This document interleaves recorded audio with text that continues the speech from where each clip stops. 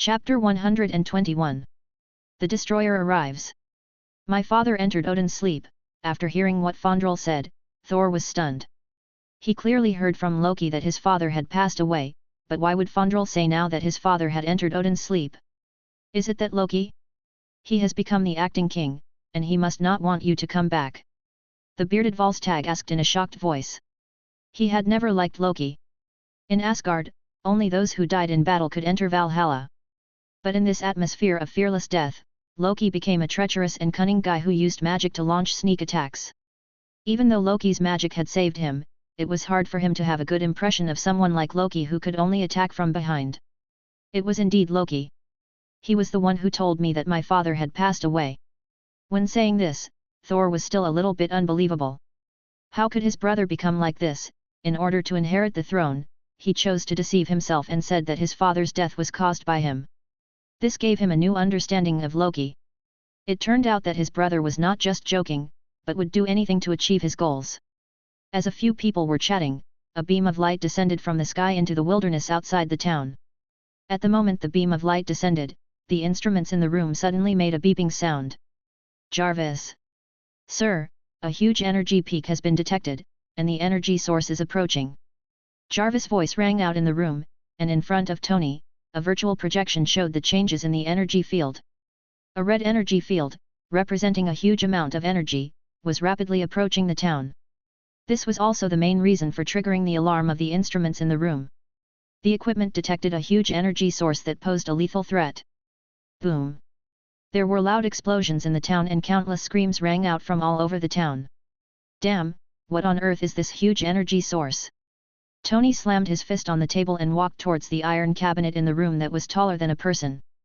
In the iron cabinet was his iron armor, which was originally prepared only to prevent emergencies like the whipping, but he didn't expect that he had guessed it right and a problem actually occurred.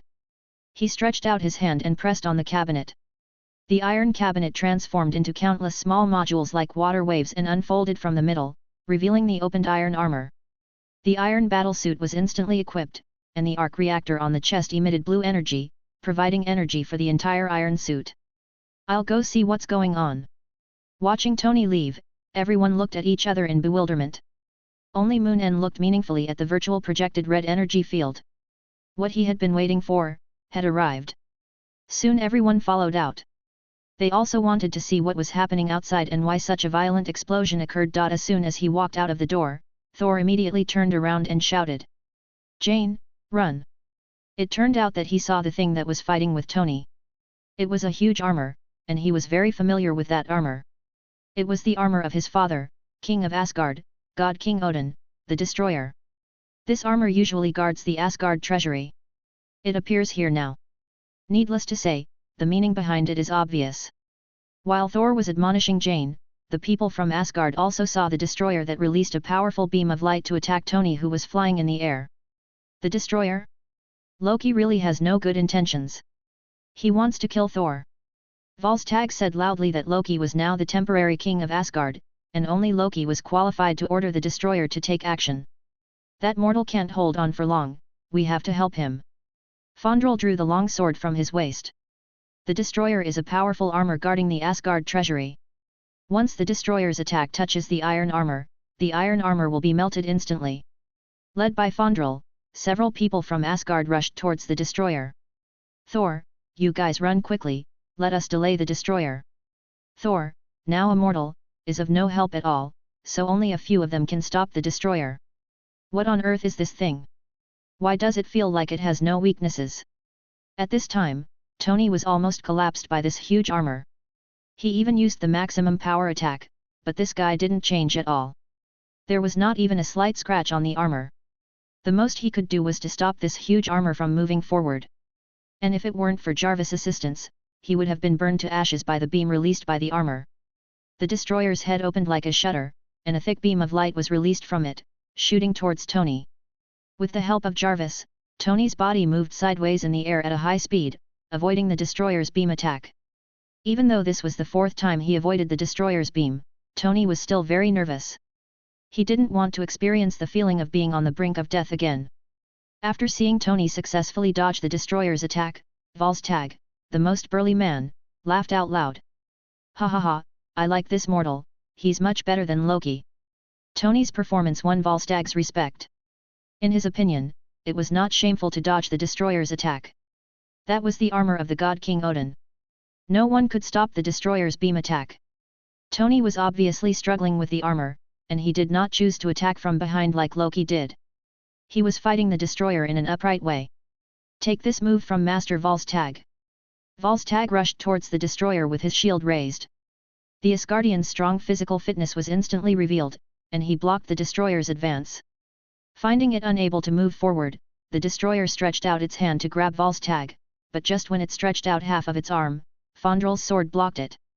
Hogun, Sif, quick!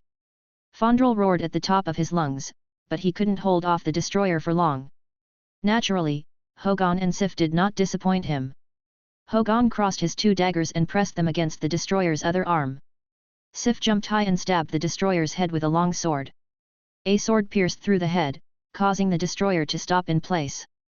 Just as everyone was about to relax, Tony's voice suddenly rang out. Get out of the way, the armor's power is increasing.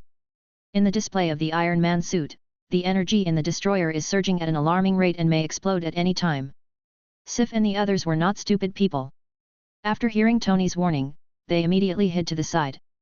The moment they dodged, the destroyer's body began to flip, and his entire body instantly turned red, and powerful force gushed out. Rumble! At the moment the destroyer exploded, a shadow rushed towards the destroyer at high speed with roars and punched it hard. Chapter 122, Explosive Hammer Destroyer. The destroyer, which was about to explode, was blasted away like a cannonball, and everyone saw the appearance of the figure. A strange armor without a neck. It was this armor that swung a punch and blasted the destroyer out of the town. Muen, who transformed into Atlas Heaven Shaker, flexed his wrist, glanced at Tony flying in the air and said with a smile, Tony, aren't you curious about what I've been doing all these years? Now I'll show you. After saying that, he stomped his foot on the ground, and solid stone walls rose from the ground, blocking everyone in front of him. Boom! The power released by the destroyer spread towards them, and the buildings outside the town were instantly destroyed by this power. Only these stone walls remained strong, like an indestructible barrier, blocking the attacks of the destroyer. He gave a slight squeeze to the stone walls that were still standing, and they suddenly deformed and turned into huge boulders, rushing towards the destroyer with a rumbling sound. Then Moonen equipped his hands with iron hook gauntlets, and his sharp fist blades looked extremely terrifying. This time, Moonen did not intend to hold back like he did when fighting with Tony. He stomped his feet hard again, and a landslide occurred instantly. Muen slid on the ground and rushed towards the destroyer together with the stone balls. Only Sif and a few other Asgard warriors and Tony were left standing there in a daze. Sif and the others were shocked because it was the first time they saw someone able to fight off the destroyer head-on, while Tony was shocked by Atlas Heaven Shaker transformed by Muen. Muen's voice actually came from the necklace armor. When he fought with Muen before, Muen defeated his iron suit simply by using the combat suit made by his father. And now Muen is actually wearing this mysterious armor. I really don't know what kind of power this armor can exert. Under the gaze of everyone, Muen punched the destroyer hard as a large piece of rolling stones hit it. Boom! A visible white shock wave spread out from it, and the town was shaken by this violent attack. Such a strong force. Volstagg was shocked by the extraordinary strength of Atlas Sky's hacker. He had seen warriors with great strength before, but this was the first time he had seen someone like Muen who could make the ground shake with one punch. Even more shocked than him was Loki, who was remotely controlling the destroyer in Asgard. At this moment, Loki's eyes were full of stars. He felt that the punch thrown by the headless armor was like a hit on himself. He felt dizzy now, as if someone had really hit him on the head. Holding his forehead, Loki took a deep breath and looked at the illusion in front of him again. Why is there such a thing in the atrium? He didn't understand.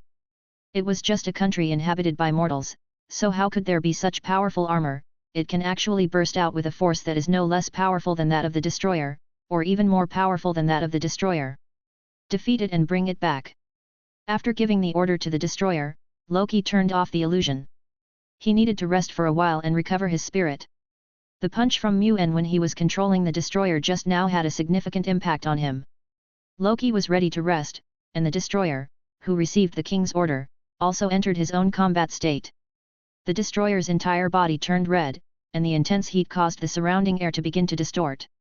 Have the combat restrictions been lifted? Mu-En laughed, and the surrounding rubble flew up from the ground and gathered towards him.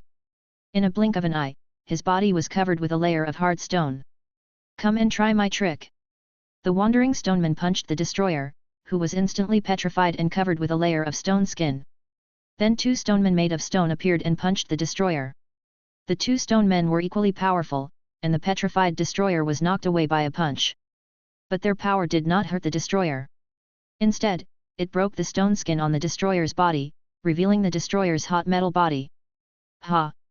Seeing the destroyer coming out of petrification, Mu-En laughed and swung the iron hook gauntlet in his hand towards the destroyer. Landslide. The punch hit the destroyer hard, and the sharp blade of the iron hook gauntlet left an obvious scar on the destroyer's body. It's really fake. After seeing the scars on the destroyer's body, Mu-En instantly understood everything. The destroyer said it was Odin's armor, but whose attack could be blocked by such armor? You have to know that those who can be Odin's enemies are all super strong. Armor like this, let alone in front of those super strong men, even in front of himself, it looks like paper. Although he thought so in his heart, Mu-En did not stop attacking. He punched out again, using the sharp blade of the iron hook gauntlet to successfully expand the scar. Boom, boom, thump. Every time a punch is thrown, a visible shock wave will spread out, carrying the terrifying heat from the destroyer's body and destroying everything around it. Oh my god, is this guy a monster? Volstagg was stunned. It was the first time he saw someone pinning down the destroyer and beating him so hard that the destroyer couldn't even fight back. The most important thing is that he seemed to see the destroyer transformed. This made him feel incredible. That was a destroyer that could withstand all kinds of attacks, but now it was deformed by the terrifying force. Even though he knew that the destroyer could repair itself, such a scene still seemed incredible to him. The others showed the same reaction, and Tony was the most surprised one. He was feeling fortunate that he had fought with Moon that day. Mu-En was just wearing combat uniform, and he was no match for him. If Mu-En was wearing this armor, he would probably be beaten into a steel hamburger by one punch. Under the gaze of everyone, Mu-En's attacks became faster and faster, and the destroyer's body was smashed to pieces by punch after punch. After one last hard kick, the destroyer flew backwards like scrap metal.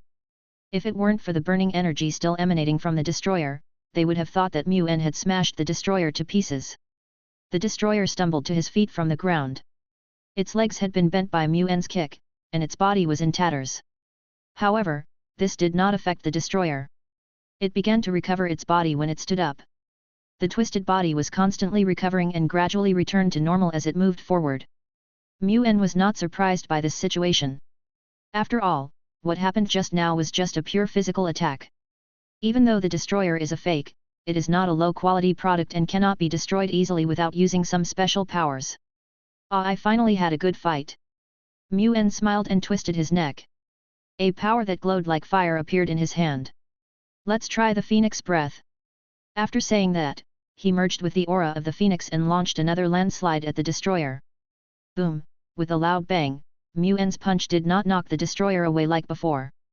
Chapter 123, Isn't it time to come out after watching it for so long? The iron hook gauntlet wrapped in the aura of the Phoenix directly penetrated and tore apart the destructive head. The damaged destroyer did not recover as it did before. The wound did not deform, but was directly shattered into pieces. The Phoenix aura, which has the same nature as the Phoenix power, provides Mu-En with enough power to easily smash these so-called artifacts. The destroyer, whose head was blasted through, finally stopped and lay motionless like a corpse. Now we can finally reap the rewards. As he spoke, he half poked his body out from Atlas Heaven Shaker, and then a stream of void energy wrapped around the destroyer. Although this destroyer was a fake, the energy contained in it was still enormous. It didn't take long for Mu-En to extract 7 eye essences. Including these 7 eye essences, he now has a total of 12 eye evolutions in his hands, which means he can create armor again. Throwing the remains of the destroyer aside, Mu-En looked at the ball of new energy in his hand. The power of the destroyer. The destroyer's beam attack is pretty good and is perfect for empowering. He took out an empowering body and poured energy into it. Then an empowering body emitting golden light appeared in his hand. I'll just call you the Light of Destruction. Now he has 4 special powers with different abilities in his hands: the Breath of the Phoenix obtained from Jean, the light of the pharaoh obtained from the pyramid, the crimson power obtained from red tank, and now this light of destruction. These empowerments can allow him to use different powers, which can make his fighting ability stronger. Come to think of it, can I collect the energy of the Infinity Stones and use them to empower them? Thinking of this, Mu-En couldn't help but laugh. This kind of thing is indeed promising. He may really be able to collect the energy of the Infinity Stones to create different empowerments. By integrating the power of infinite gems, it might be possible to upgrade his armor to an infinite armor, making the armor even more powerful. It seems that there are 3 Infinity Stones on Earth right now. He was very clear about the number of Infinity Stones on Earth. In addition to the cosmic cube that he had extracted, there was also the Eye of Agamotto hanging on Ancient One's neck, and the ether particles sealed on Earth. As for where the other gems were, he also knew them very well. The cosmic orb will go to Xandar, Thanos has the Mind Scepter, and the Red Skull is guarding the Soul Stone on Vormir. Except for the Soul Gem, the other gems are fine. These 3 gems are all in the universe outside the Earth. Among them, the Soul Gem is probably the most difficult to obtain. After all, obtaining this gem requires sacrificing the life of a loved one. Thanos, I'm waiting for you. Thinking in his mind, Mu-En looked up at the sky. Isn't it time to come out after watching for so long? As early as when the destroyer came, he had already discovered the fluctuations in the surrounding space through limbo. This spatial fluctuation was so obvious to Ling Bai that it was hard not to notice it. His arm turned into Limbo Spirit Book Prison and with a light stroke, Mu-En walked directly into the mirror space that was constantly emitting spatial fluctuations. Long time no see, Master Ancient One. The one-eyed old man next to you is the owner of the armor outside, right? Mu-En's sudden intrusion stunned the 2 people in the mirror space. Ancient One was fine, as she knew what kind of power Mu-En possessed, but Odin was different. He was still very curious about Mu-En, the man who could punch through the destroyer with one punch. After all, he came out of his sleep and rushed to the atrium when the destroyer had problems. Yes, this is. As for God King Odin, I know who he is. He is just a failed father who can't educate his children. Mu-En was not excited because the other party was Odin, although he wanted Asgard's artifact to extract the essence of I. But this does not mean that he needs to be servile. The other party is not much nobler than him, so there is no need for him to do so. Haha, you're right, I am indeed a failed father. Odin didn't care about Mu-En's evaluation. He was indeed a failed father. Ignoring Odin, Mu-En turned to look at Ancient One. Since she was here, there was no need to look for her anymore. Master Ancient One, I have several different powers in my hands. See if there is anything familiar to you. As he spoke, he took out the crimson power and the phoenix aura that was fused into Atlas Heaven Shaker. The origins of these 2 powers are not simple, and Ancient One and Odin's faces changed instantly after seeing these 2 powers. This is the power of the Phoenix Force and the one from the Crimson Universe. Where did you find it? Haha, don't worry, they are not on Earth, but somewhere else, parasitizing 2 people respectively. Hearing this, Gu Yi was visibly relieved. Whether it is the Phoenix Force or the Crimson Universe, they are both extremely powerful entities, and so is their power. Although Kamar-Taj possesses spells that use the power of the Crimson Universe, those are forbidden spells that can only be used by the supreme sorcerers of all generations. Even so, the supreme sorcerers will never use such spells easily. As for the Phoenix Force, it is an even more dangerous bomb that could cause a riot at any time. Fortunately, Moon has explained that these 2 forces come from other places, which means that there is no problem with Kamar-Taj's defense of the dimension. However, Ancient One and Odin still felt puzzled. Where did Mu-En get these 2 powers from, and what was he going to do? Seeing how curious they were, Mu-En simply stopped hesitating and asked them, Master Gu Yi, I actually came back to find you. You should have the deepest understanding of all dimensions, so I would like to ask, which other powerful powers of dimensions will flow out? The reason I asked this is because of what Mu-En experienced with the mutants. The power of Red Tank comes from the ruler of the Crimson Universe, and Ancient One and Odin also know the origin of the Crimson power. This shows that the Crimson Universe connects 2 or even more worlds, and from time to time, power will burst out from it and spread to other universes. This made Mu-En somewhat suspicious. Would there be similar situations in the void? Would void cracks open in different worlds due to unexpected fluctuations in the void? Mu-En's question stunned Ancient One and Odin. How could the powerful forces from those dimensions flow out?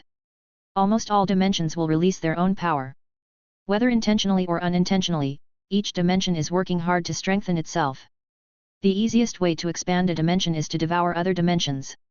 This is also the real reason why Kamar-Taj is defending other dimensions with all its strength. Well, I can only say that whether intentional or unintentional, this kind of thing will happen in all dimensions. What's wrong? Guyi was silent for a moment and gave an answer. Does this happen in all dimensions? Mu-En probably understood that perhaps the void crack was really an accident. Chapter 124. God's Transaction. Nothing, there was a little accident in my dimension. Mu-En answered casually, saying that it was enough to know the changes in dimensions. He did not deliberately manipulate the void to expand. The void crack that appeared was most likely an accidental occurrence due to the leakage of his power. However, his words did not make Guyi relax. Even though Mu-En agreed to lend her the power from the void, she tried her best to avoid using this power. She can use various spells to resist the power of other dimensions, but in her opinion, Mu-En's dimension is used to die together with the opponent. That kind of energy, filled with death and corruption, has a strong ability to pollute and assimilate no matter which dimension of power it faces. It can be said that the void is the most terrifying dimension that Ancient One has ever seen.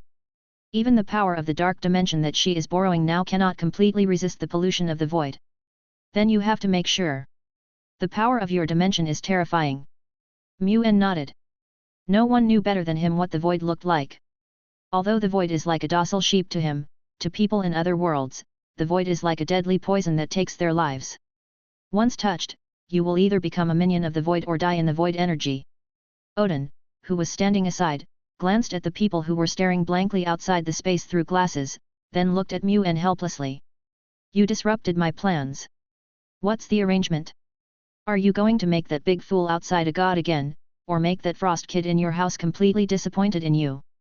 Mu-En raised his eyebrows and looked at the slightly hunched one-eyed old man in front of him. Saying that Odin was a failed father was not unfair to the old man, and he himself did not refute it. Although it is different from what is recorded in the myth, Odin was unable to educate any of his 3 children well. The eldest daughter, the goddess of death Hela, is a war maniac, and it is for this reason that she was sealed away by Odin. The second son is the rough-looking Thor, the god of thunder. Although he is the heir of Asgard, every time he picks up Mjolnir, he turns into a thundering rough man. As for the third son, Loki, the god of trickery, he is the offspring of the ice giant King Laufey, which is also the qualification to become king as Odin said. Unfortunately, even though he knew that he was an frost giant, Loki still had no sense of belonging to the frost giants. He still stubbornly wanted to become the king of Asgard. Mu-En's words made Odin take a deep breath. He understood what Mu-En meant. His power may be strong enough, but when it comes to raising offspring, he is not even as good as the mortal families in Midgard. Thor is the future ruler of Asgard, and this cannot be changed. What Asgard needs is not a king who conquers all realms, but a king who is kind, tolerant, and compassionate. Odin spoke eloquently and explained to Moon the importance of a good king, but his story did not shake Moon in the slightest. Odin, the old man, has made a big plan by not bringing up his child well since childhood and now wants to change him through other means. But now that the destroyer had been pierced by his punch, it looked like it had become scrap, and Odin didn't really want to exile Thor. After a moment's silence, Moon looked at Odin. Perhaps he could let Thor pick up the hammer of Thor, but in order for Thor to meet Odin's psychological expectations, Odin would have to pay some price. Of course, Odin could also refuse and directly restore Thor's power, but then all that Odin had arranged would be in vain. A batch of Asgard energy equipment. I will help you educate that big fool. Mu-En's words made Odin stunned for a moment. He just wanted Mu-En to understand that it was the other party who disrupted his arrangements, but why did Mu-En look like he was ready to make a deal with him? Would you like it? Give me a batch of Asgard's energy equipment, and I'll let your plan go ahead. A batch of Asgard equipment allowed Thor to reach the level he desired and return to Asgard as the god of thunder. This was indeed a good deal. But Mu-En destroyed his own destroyer, what should he do? Oh, don't make me pay for that broken armor. If you send this kind of weapon to Earth, I may suspect that you are declaring war. Moon didn't need to guess what Odin was thinking, but he had no intention of making compensation. Although Odin is the ruler of the 9 realms, this does not mean that he can do whatever he wants. Since the destroyer has appeared on the Earth, there is no problem in being blown up by himself. Odin couldn't help but laugh when he heard Muin's words. Ha ha ha, if you can make Thor reach the level I expected, I can let go of the damaged destroyer and give you enough Asgard energy weapons. He wanted to see what Muin wanted to do and how he could turn his reckless son into a qualified king. Under the gaze of the two, Muin turned into void energy and slipped into the body of the destroyer outside from the mirror space. The destroyer, who had completely lost his ability to move, moved again, and under the gaze of everyone, the wounds on his body healed rapidly. Squeak with the sound of metal twisting and friction, the destroyer controlled by Muin recovered. At this time, the destroyer was surrounded by light blue energy, and under Muin's control, he walked towards Seoul. Seeing the destroyer taking action again, Sif and others stepped forward. They had to stop the destroyer. But this time they were not facing the real destroyer, but Muin who possessed the destroyer. Looking at the attacks from several people, Muin didn't hesitate at all. He swung his fist and knocked down Volstagg who was rushing towards him with a shield, and crashed heavily into a car, destroying it. Ha, being a boss is pretty fun. Seeing these people rushing towards him, Muin couldn't help but laugh, and then released a beam of destruction, sweeping towards several people. Boom! The powerful force of the destructive beam directly knocked over Sif and others. If Muin had not weakened the attack on them, these friends of Thor would have died here. Tony, who was flying in the air, was relatively lucky and was not hit by the aftermath of the attack. Instead, he took advantage of the thick dust raised by the explosion to fire the energy cannon on his chest at the destroyer at full power. Snort! The energy beam fell on the destroyer, but it only made Muin feel a strong and continuous impact. Tony's weapon attack is really poor. This kind of continuous impact alone can't defeat the enemy. In order to teach Tony a lesson, Muin raised his hand slightly, and a beam of hot light was released from the destroyer's palm. Snort! The hot beam swept through the air, and Muin deliberately attacked Tony by just brushing against his iron armor. A gap was melted in the shoulder of the steel battle suit under the attack of the scorching beam. Fortunately, the interior of the Iron Man suit is double-layered, and there are various systems to prevent extreme temperatures. The moment the outer shell of the Iron Man suit was melted, the cooling system was activated, and cold air spread throughout the suit, allowing the melted hot gap to quickly cool down. Chapter 125. Performance. Tony broke out in a cold sweat when he saw the burnt gap on his shoulder. The scorching beam released by this armor called the Destroyer was so terrifying that if he had shot more accurately, his body would have disappeared in the beam. This made Tony feel a little disappointed. The Iron Man suit was the crystallization of his technology and the most advanced technological product he could produce. But such products are still too weak when facing the attacks of these aliens. Muin's armor seems very powerful. Maybe I can get some answers from him. Besides, the vibranium alloy left by my father must be used on the iron suit as soon as possible. Knowing that his Iron Man suit was of little use to the destroyer, Tony simply decided not to stop this huge armor. He flew towards the town and used himself as a signal source to connect all the signals in the town. Everyone in town, I'm Tony Stark. Yes, the guy you imagined. Now an intelligent military robot is out of control in the east of town. For your safety, please leave the town from the west as soon as possible. His voice echoed throughout the town. All sources that could receive signals and play sound could hear his voice. With the warnings coming from all directions and the continuous explosions coming from the east of the town, the residents of the town climbed into their cars and drove out of the town. After Thor sent Jane and the others to a safe place, he hurried towards the destroyer, because he knew that his brother Loki was targeting him. Loki, who covets the throne, absolutely does not want to return to Asgard, so as long as he can ensure that he cannot return to Asgard, Loki will not continue to attack those around him. Now he finally understood what his father was thinking. A man who only knew how to conquer and kill was not a good king. Maybe Loki can be a good king, and it's good for him to stay in this world, he won't go back. Loki! Thor shouted at the destroyer while standing in the middle of the road. This made Muin, who was controlling the destroyer, stop. He wanted to help Thor complete the transformation, not to destroy him. Besides, Thor's biological father is watching in the mirror space. If he accidentally kills this kid, Odin will probably go crazy, right? He looked at Thor quietly, as if Loki was listening. You want the position of king, so from today on you are the heir to the throne of Asgard, and I will give you everything you want, as long as you stop and don't destroy this place anymore. As soon as these words came out, Odin, who was in the mirror space, nodded with satisfaction. He was very satisfied with Thor's current changes. At this time, Thor is no longer the savage god of thunder who wielded a hammer and fought everywhere. He has the kindness and compassion that a king should have. But this is not enough. As the king of Asgard, in addition to kindness and mercy, he must also have the determination to protect his subjects. Add an Asgardian clipper ship, and I want Thor to take back Mjolnir himself.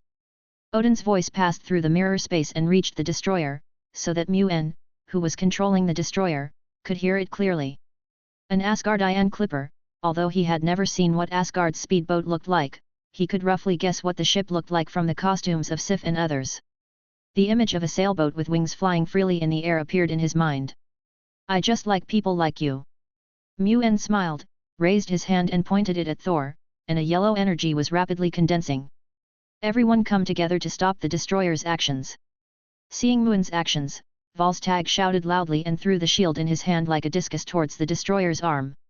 Hogun and Fandral did not hesitate at all and rushed towards the destroyer, waving their weapons in an attempt to stop the destroyer's attack. With a few crisp metallic sounds, the destroyer's arm was deflected by Mjolnir's deliberate release of water, and a beam of hot energy shot out, brushing against Thor's body. But they all overlooked one problem. Although the destroyer's beam failed to hit Thor, it focused on the car not far behind Thor. The car exploded instantly under the attack of the light beam. The huge impact caused by the explosion knocked Thor over and hit him hard against the wall. This blow might not be a big deal to the people of Asgard, but for Thor, who has become immortal, it was an attack that could cause serious damage. With a bloody head, Thor climbed up from the ground with great difficulty and stumbled towards the destroyer. Listen. Loki, I can satisfy you no matter what you want, but, if you continue like this, Asgard will perish in your hands. He didn't want his brother to become a tyrant, and with every step towards the destroyer, his voice grew firmer. At a temporary scientific research base 40 miles east of the town, the hammer that had been motionless suddenly began to vibrate wildly. Coulson, there's something wrong with that hammer. Clint, who had excellent eyesight, noticed the abnormal situation instantly. He stretched out the bow and arrow in his hand and used the communicator to contact Coulson, who was rushing towards the town. He suspected that something had appeared and triggered this hammer that no one could shake. Coulson, who was leading his team to the town, frowned after hearing Clint's report. How did all these things come together? You should be on full alert first. I have to go to the town to take a look first. Abnormal situations had occurred with the hammer before. The lingering electromagnetic waves even brought rain in New Mexico. If it had happened before, he might have turned around and returned to the base without hesitation. But it's different now. The vibration coming from the town just now is very unusual, and the news from the agents in the town makes him understand that some unusual forces have appeared in the town. Just like Stark's iron armor, it can release beams of light with great destructive power. As soon as he finished speaking, news came again from Clint. I have bad news for you. The hammer flew into the sky. Flying into the sky? That hammer that no one can lift. Coulson was stunned. This news was too shocking. While he was stunned, there were bursts of roars above his head. Coulson leaned out of the car window and clearly saw a ball of lightning shooting towards the direction of the town. Follow me. He already had a vague guess about the lightning. The hammer flying into the sky should be in the lightning. Considering the news from the town and the strong vibration, he guessed that someone must be controlling the hammer. In the small town, Thor raised his arms, and the sky began to become cloudy, with lightning bursting out from time to time. Rumble. With a loud roar, a ball of lightning fell from the sky. Surrounded by countless lightning, Thor's chainmail gradually fit his body to complete his equipment. Chapter 126. Let me play with the hammer. This scene was deeply imprinted in everyone's mind, especially those of Jane and the others who were hiding. Even though they already knew that Thor was the god of thunder, the scene was too shocking. Surrounded by countless lightning bolts, his whole body was surrounded by lightning, and a silver chainmail appeared. Isn't this too unscientific? This situation made Tony frown. Thor had changed so much just by summoning Thor's hammer. Boom, a huge bolt of lightning fell from the sky, and Thor completed his transformation. No longer surrounded by countless lightning, he flew out the Mjolnir in his hand and smashed it hard at the destroyer.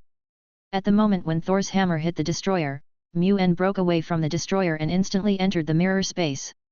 Don't forget my reward. Looking at the destroyer that was smashed to pieces by Thor's hammer, Moon said with a smile. Don't worry, those things will be delivered soon. Guyi will notify you. Now Thor has completely completed the transformation. He has the basic qualities to become the king of Asgard. This change makes Odin very satisfied. With a smile and a nod, Odin disappeared from the mirror space in a burst of golden electricity. After sending Odin away, Ancient One also planned to leave. There was no danger here anymore, but the other dimensions would not remain peaceful forever. I have to leave too. If you have time, you can come to Kamartaj as a guest. He left an address for Mu-En, and then the mirror space continued to fluctuate like water waves, taking Guyi away quietly. The disappearance of the mirror space also allowed Mu-En to appear in front of everyone from a distance. Looking at the destroyer that had been knocked over by the hammer, Moon stepped forward and put his hand on Thor's hammer. Let me play with your hammer. After saying that, he directly grasped the handle of the hammer. The moment Thor loosened his hand, Mu-En finally felt the huge weight of Thor's hammer. But soon, Thor's hammer was picked up by Mu-En in the disbelieving gaze of everyone. Void energy lingered in his hands, completely enveloping Thor's hammer and cutting off all connections between it and the outside world. The essence of I began to condense in his hands. But Thor's face was filled with shock. If he hadn't seen it with his own eyes, he wouldn't have believed that he couldn't feel the presence of the hammer. Even Odin, who was far away in Asgard, sleeping in the Odin sleep, couldn't help but move his fingers. Although his spirit body had just returned, he could still feel that Mjolnir's connection with Asgard had been severed. Perhaps because he was becoming more and more familiar with extracting I-Essence, Mu-En's speed in extracting I-Essence became faster and faster, and soon 7 different I-Essences appeared in his hands. This hammer is not bad. Mu-En smiled and returned the hammer to Thor. Then he raised his eyebrows and said, it can be seen that you rely too much on this hammer. Maybe you should change your name to Hammer God. At the moment when Mu-En withdrew the power of the void, Thor felt the hammer of Thor again, and Odin finally calmed down and completely fell into Odin's sleep. Hammer God Thor? Ha, I like this name. Tony landed from the air with a big laugh, opened his helmet and looked at Moon. You never said your strength was that strong. Although the destroyer was smashed by Thor with that hammer, before that, the destroyer was ravaged by Moon's hands. Just like a metal sandbag, it constantly endured Mu-En's terrifying power attacks. The huge pit outside the town was the best proof of that. I don't think I need to report everything, right?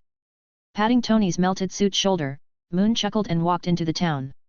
Looking at Thor's hammer, Volstagg came forward and tried to lift Thor's hammer. As before, he still couldn't lift it. Hey, who on earth is that guy? How can he lift Thor's hammer? He has confirmed through his own experience that the weight of Thor's hammer has not changed, so the problem lies with Mu-En, considering the power displayed by the headless armor that Mu-En had transformed into before. If Mu-En didn't look like a human, he would have suspected that he was a craftsman among the dwarf royal family. He is my parents' bodyguard. I don't know much about his background. Tony murmured in response, thinking that the vibranium combat suit his father made for Mu-En was Mu-En's greatest reliance. Who would have thought that the combat suit was actually the weakest equipment in Mu-En's hand, and the power it could exert was also the worst. He thought he knew Mu-En well enough, but now it seems that he knew nothing about Mu-En's past. I'm afraid that the Hydra that attacked his parents didn't expect that in Mu-En's eyes, their threat was no different from that of ants on the roadside. He is really mysterious. I have to learn more about his past. Thinking in his mind, Tony flew towards the temporary house. The battle is over, and the hammer has been taken back by its owner. All research here has lost its meaning. Halfway through the flight, Tony slowly turned around in the air and looked at the destroyer lying motionless on the ground. This armor is quite good, let's take it with us. He had to continue upgrading his Iron Man suit. Now he only had the vibranium alloy left by his father on the farm. The material of this destroyer was not bad either. Perhaps he could use it to fuse with the vibranium alloy and complete the upgrade of his Iron Man suit. At least in the future, facing high-temperature beams like the destroyer, he no longer has to worry about the defensive capabilities of the Iron Man suit. Thinking of this, Tony immediately took action and flew towards the destroyer at high speed. Seeing Tony's behavior, Thor had no objection. Anyway, the destroyer had been smashed into scrap by him. If Tony wanted it, it would be fine to give it to him. Just as Tony was about to take the destroyer away, a car stopped beside him. Mr. Stark, Can you help me explain what's going on in this town? And where did this giant metal man in your hand come from? You go ask them. I have to take this thing back. After saying that, he picked up the destroyer and flew slowly towards the temporary house. Coulson saw Thor wearing chainmail, a red cloak and holding a hammer. If I remember correctly, you were released on bail from the temporary base a few days ago. You seemed to be a student of Shavik then, but now you seem more like a warrior. Thor nodded at Coulson's comment. He did not feel any resentment towards Coulson, the mortal who captured him. Moreover, he did not resist at that time and allowed other Coulson's subordinates to capture him. My name is Thor, Thor Odinson. I am not a mortal from Earth. I come from Asgard. After solemnly introducing himself to Coulson, Thor turned and looked at Professor Shavik and others who were walking towards him. Because there are some things that need to be dealt with, I have to go back to Asgard. Before I come back, I hope you can help me keep them safe. Chapter 127. Return to the farm. The situation in New Mexico was over. After packing up the wreckage of the destroyer, Muen and his companions returned to New York. After receiving funding from Tony, Professor Shavik and others were invited by SHIELD and have now completely let go and are ready to conduct deeper research in astronomical science. This was a situation they had never thought of in the past. For the first time, astronomers like them had such abundant scientific research resources. This made Shavik and his colleagues very excited and ready to do a great job. As for SHIELD, after Coulson got the information from Thor, he immediately reported it to Fury. This news was still very shocking. Although he had seen aliens before, the aliens did not look that good. But now it's different. Thor is not only an alien, but also the god of thunder in Norse mythology. This shows that the other party had come to Earth thousands of years ago and demonstrated to the world his powerful ability to control thunder and storms. Coulson's report made Fury silent, not because of Thor, but because of Moon's sudden appearance that made Fury frown. He had seen a lot of aliens, and combined with previous speculations, the news that Thor was an alien did not exceed his expectations. But Muen was different. Although he knew Muen, not to mention him, even Howard, who had known Muen for a longer time, did not know much about Muen's background. This mysterious guy always appears suddenly and then disappears mysteriously. Where did he go back then? He only knew that Muen transformed into a gentleman-looking armor and walked into a crack, and only came back not long ago. Looks like I have to talk to him. On the farm, Bucky was holding a box of repair tools, repairing the tractor. Although he has made the farm fully automated, there are still some things he likes to do himself. For example, when harvesting crops, he prefers to drive the harvester himself to harvest the crops. This is also one of the few ways he can use for entertainment. Of course, he recently has a new activity. He met a woman who runs a flower shop in the town. Even though the other party was just an ordinary person, she was his type, and he planned to leave part of his land next year to plant flowers for the woman. Boom! The roar of a car engine came from a distance and soon entered the farm. Hey Bucky! A familiar voice sounded in my ears. I looked up and saw Muen sticking his head out of the car window, looking at me with a smile. Moon! Seeing the familiar smile of Muen, Bucky was stunned for a moment and then laughed. You're back. Yeah, I had some things to take care of, so I left for a while. This is not just a period of time. You have been gone for more than 10 years. The two were chatting, and Bucky told how he took care of the farm these years, completely ignoring Tony who had gotten off the car. After being left out for a long time, Tony couldn't help it and interrupted their conversation. I say, you two, are you going to keep chatting here? As he said this, he walked towards the house. He had not been to this farm for more than 10 years. The closer he got to the house, the more uneasy he felt. His parents had passed away for more than 10 years, and this was something he had been trying to avoid. If he had not known that the farm had the vibranium alloy left by his father, he might never have come back here in his life.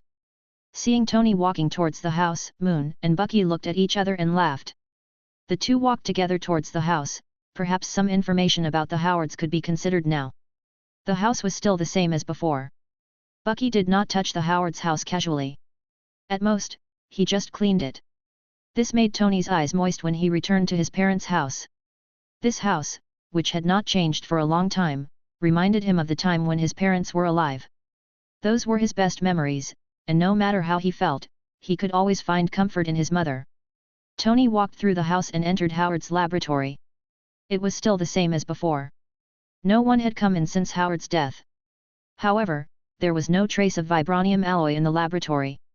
It was filled with various obsolete instruments and equipment. Didn't you say he left behind some vibranium? Why can't I see where it is? He was more familiar with every corner of this house than with Stark Industries. He didn't see any alloy materials in his father's laboratory, and other places in the house could not be used as a place to store vibranium alloys. Ha ha ha. Moon and Bucky smiled at each other. Of course you can't see the vibranium alloy, because that thing is not in this house. The vibration gold alloy and other things are all placed in the underground space. If Tony can find the vibration gold alloy here, then there is a problem. Bucky brought a few people to the bedroom. He stood in front of the wall lamp and gently turned the wick of the wall lamp. Following a slight sound, a voice came from the bedroom cupboard, and then an elevator with wooden floors opened in front of them. The lab outside is only used to study some simple things. The things Howard left behind were actually placed in this place. After hearing Bucky's explanation, Tony was amazed. He wondered when his father had built the basement here. It was so hidden that even he, who often lived here, couldn't find it.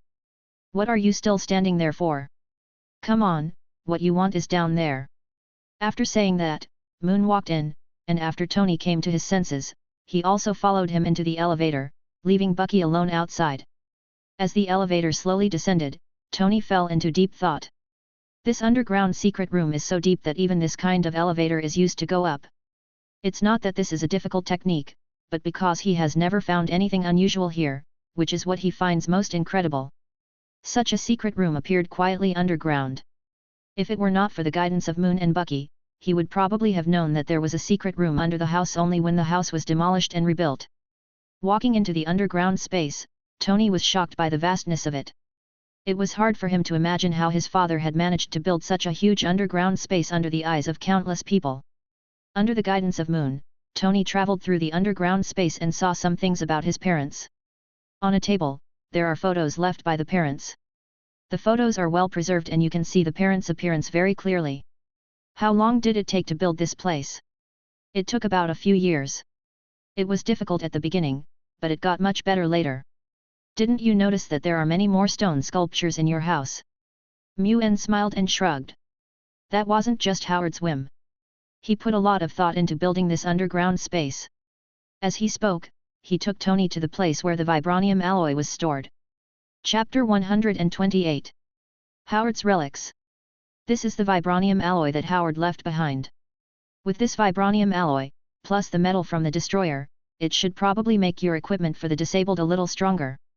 This place was filled with neatly stacked vibranium alloy ingots, the quantity of which was so large that Tony couldn't help but gasp. Needless to say, vibranium is very rare, and there were so many vibranium alloys in front of him.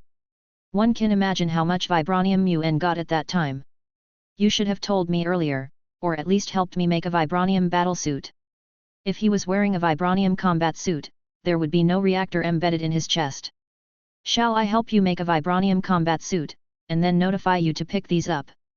Shaking his head gently, Muen patted his shoulder, turned and walked towards other parts of the underground space, checking everything there. Tony didn't think too much about it. He looked at the neatly stacked vibranium ingots in front of him, found a cart and started moving the ingots. The cart was not big, and he had no intention of moving all the vibranium alloy away. After loading the amount of vibranium alloy he currently needed, he dragged the cart outside. As soon as I reached the elevator, I saw Muen coming with a videotape. This is what Howard and Maria left for you. Then he stuffed it into Tony's arms. Videotapes left by your parents? Looking at the videotape stuffed into his arms, Tony's heart couldn't help but tremble. He always had complicated feelings about the things left by his parents.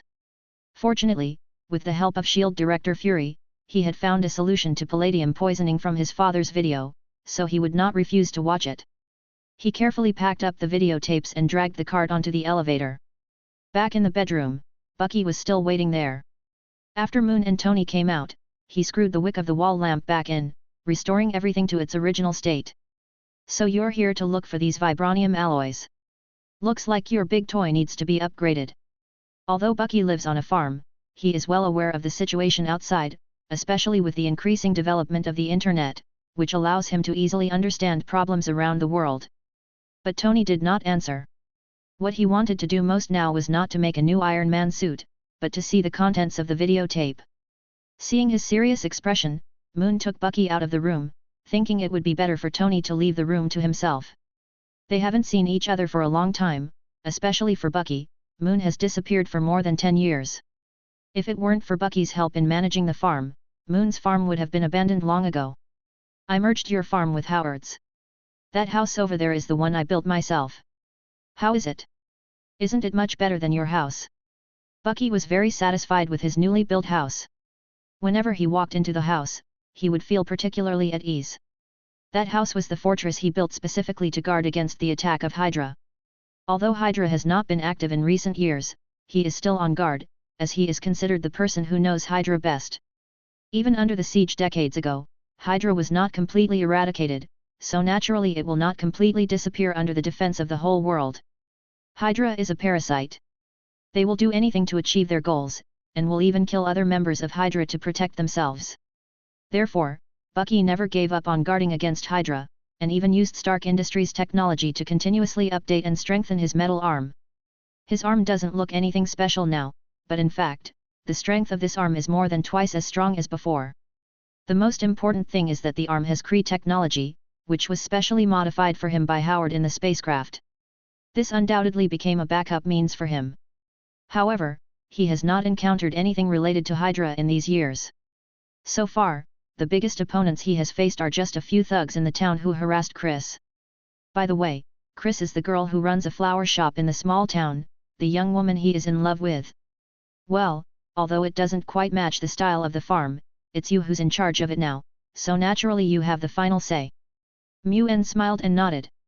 He saw metal lifts in many places on the farm.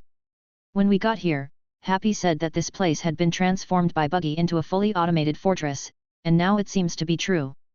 They chatted about everything under the sun, as if they wanted to say everything they had said over the years. After chatting for a while, Tony finally came out of the room carrying a box. His eyes were slightly red, but he was smiling slightly. What do you know about Hydra? The videotape left by his parents was just their instructions to him. It made Tony, who hadn't heard nagging for more than 10 years, feel the warmth again. He recalled the scene when his parents were still alive more than 10 years ago. This also made him hate Hydra to the core. If it weren't for Hydra's continuous attacks, his parents would not have died so quickly due to the strong stimulation. After watching the video, what he wanted to do most was to completely eradicate the Hydra that could only hide in the dark. Hydra? That's a lot to talk about. Where do you want to start? I just want to know where they are. Tony said. He wanted to avenge his parents. Hydra, like those terrorists, had no need to exist in this world. Are you going to avenge Howard and Maria? I don't know. They are omnipresent. God knows where they are. Suddenly, Muen seemed to have thought of something and looked at Tony with a smile. If I have to name a place, S.H.I.E.L.D. is one of the lairs of Hydra. That unfortunate guy has a really hard life. As soon as he finished speaking, Bucky couldn't help but laugh. Ha ha ha, you still have such strong malice towards S.H.I.E.L.D. But I also think there should be the shadow of Hydra in S.H.I.E.L.D. After all, S.H.I.E.L.D. is an organization jointly built by countries around the world. After the two of them confirmed it, Tony couldn't help but feel a little surprised. He didn't expect that Hydra had become so rampant, and he didn't expect that under Fury's leadership, S.H.I.E.L.D. would be invaded by Hydra. But unfortunately, Hydra did not invade S.H.I.E.L.D. as he imagined. If S.H.I.E.L.D. was given a specific name, Hydra would be the most realistic name. This is something that is hard for everyone to imagine. Among an organization dedicated to protecting the world and destroying Hydra, Hydra has the largest number of members. Rather than saying that S.H.I.E.L.D. was invaded by Hydra, it would be more accurate to say that S.H.I.E.L.D. is just Hydra with a different name. Although many people in S.H.I.E.L.D. are not Hydra, Hydra has always accounted for the highest proportion among all departments. Chapter 129. School and Tony's new material. Tony's mansion. A magic circle condensed from the void appeared in front of Muen. The magic circle kept rotating with his hands, turning into circles of different sizes that surrounded his body. This was the first time he practiced magic seriously. Although he had obtained Vishanti's magic for a long time, he had never studied it seriously. When he met Ancient One again in New Mexico before, he was once again aroused by Ancient One's magic. In addition, he has never practiced the 5 major schools, so his own strength has not increased much. If he doesn't use the armor, his strength is good, but it is not as strong as the armor. Now the power of his armor and weapons and equipment have reached their limits, but his own strength has not improved much. This is also one of the reasons why he practices magic. He must first master the techniques of using energy before he can practice the different abilities of the Void School. The 2 void rings with strange inscriptions on his arms kept spinning, which made Mu-En couldn't help but breathe a sigh of relief. Now I have finally mastered the delicate manipulation of void energy. Although using void energy came naturally to him, he was still not very good at the fine details. If he had not practiced Vishanti's spells, he would have had to spend a lot of time practicing the Void School. Which school should I choose now?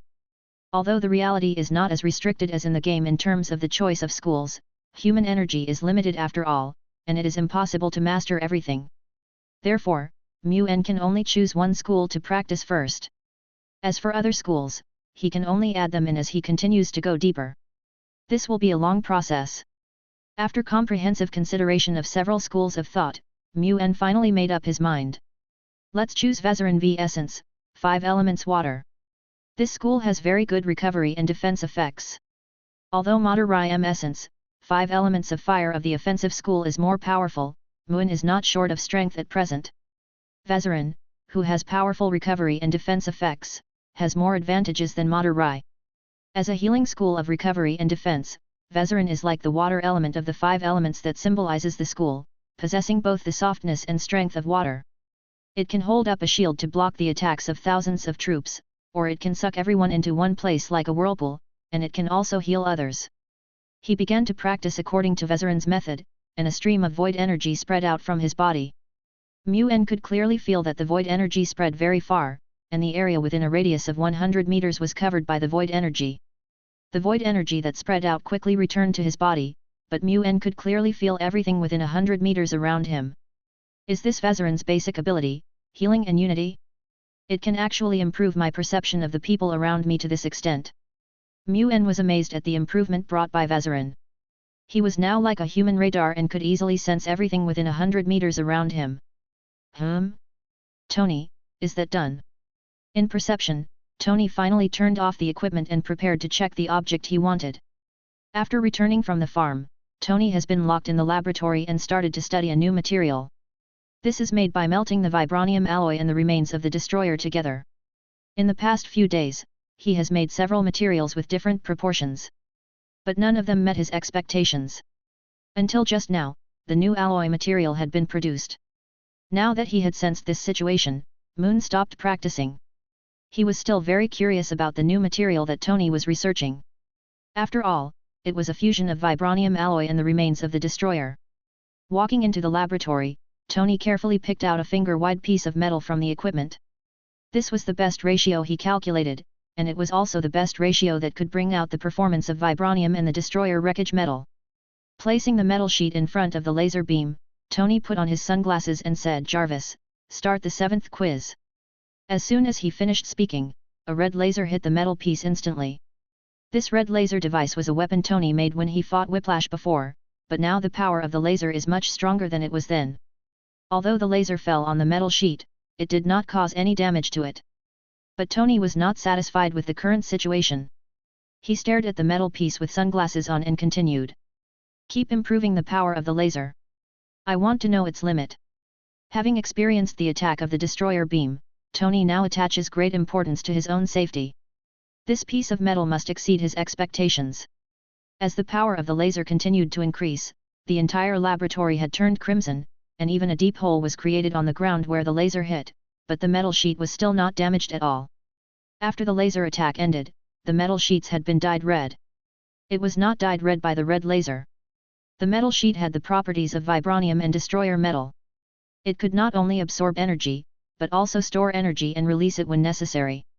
Under Tony's control, the mechanical arm holding the metal sheet slowly rose up and swung it violently at a metal dummy. A red slash shot out from the metal sheet, directly cutting off the metal dummy and the wall behind it, and the metal sheet returned to normal. I succeeded, this time the alloy should be the metal with the best performance on the earth. This situation makes Tony very excited. If he uses this metal to make an iron suit, his combat effectiveness will be greatly enhanced. Moreover, he no longer has to worry about energy consumption. He can fully utilize the characteristics of the Iron Man suit to absorb energy during battle to ensure the endurance of the Iron Man suit in battle. This metal is really effective. It looks like your disabled equipment will be upgraded soon. However, I suggest you use nanotechnology directly so that you can enter the battle at any time. Although Tony now has a portable battle suit, it is just an inferior equipment and cannot provide Tony with strong combat power. Although the other Iron Man suits are also good, they all have a serious problem, which is that they cannot allow Tony to arm himself anytime and anywhere. After all, Tony cannot wear the Iron Man suit all the time. Once he encounters any danger, the Iron Man suit cannot provide him with protection quickly. Moon's suggestion made Tony hesitate, and he also understood this. But this does not mean that the overall battlesuit is necessarily worse than the nano battlesuit. They each have their own advantages and disadvantages. Although the overall battlesuit is not as good as the nano battlesuit, its defensive performance is definitely far superior to the nano battlesuit. After all, no matter how good the performance of the nano battlesuit is, it is made up of countless small nano robots, and they are not as solid and tight as the overall battlesuit. Chapter 130. Tony's nanosuit. Tony was not confused for too long about the manufacture of the Iron Man suit. He quickly decided on the type of equipment that needed to be made. He decided to follow Muen's advice and use nanotechnology to manufacture the Iron Battlesuit. Of course, he could also manufacture the integrated battlesuit, but he still put nanotechnology first. After he made up his mind, he began to manufacture the nano battlesuit. In just a few days, the nano battlesuit appeared in front of them. Tony had to use a favor to complete its manufacture. After all, although he has mastered nanotechnology, he has not conducted in-depth research on nanotechnology in the past. In order to make the nano battlesuit this time, Tony specially went to find an expert in the field of nanotechnology, an Asian female doctor who also has a genius mind and is one of Tony's few friends, Dr. Zhao Hailan. With the joint efforts of the two, a new type of nano-combat suit was successfully manufactured. I have to say that Zhao Hailan's mastery of nanotechnology is really strong. Some problems that even Tony can't solve can be easily solved in front of this woman. Muen also had some impression of this woman. She used advanced nanotechnology to create a device called the Cradle of Life. That device can use nanotechnology to repair life injuries and allow the body to quickly return to normal. Even living things can be repaired through nanotechnology, so you can imagine how powerful the nanotechnology mastered by the other party is. Equip yourself with your disability assistive devices and come and try it with me. Looking at Tony standing aside, Muen reminded him that he really wanted to know how effective Tony's nano battlesuit was. Tony did not reject Moon's suggestion.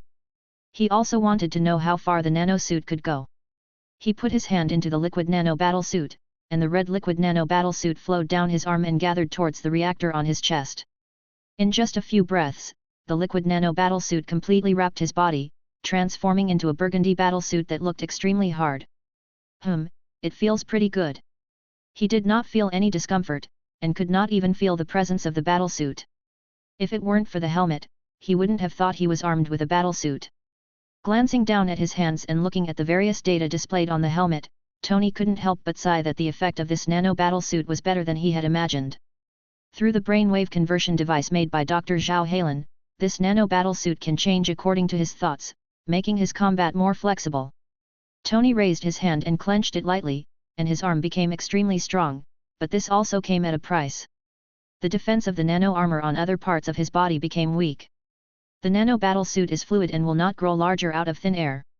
If one position changes, other positions will also change accordingly. As his arms become thicker, it means that the number of nanosuits on other parts of his body will decrease. Tony can use this to deal with different enemies, but it will also reduce his own safety. But Tony was not discouraged. He had anticipated such a situation, so the integral steel was also being manufactured. After restoring the suit to its original state, Tony turned to look at Moon. Now was the testing phase for the nanosuit. Let's get started. Tony seemed to have thought of something and continued, let me make it clear in advance that your armor must not be used. These words made Zhao Hailan, who was standing aside, feel a little puzzled. Tony is now armed with a nano battlesuit. Even if he wants to conduct a test, he can't let Moon conduct the test with his bare hands, right? however, there was no one to explain it to her, so she had to see it with her own eyes.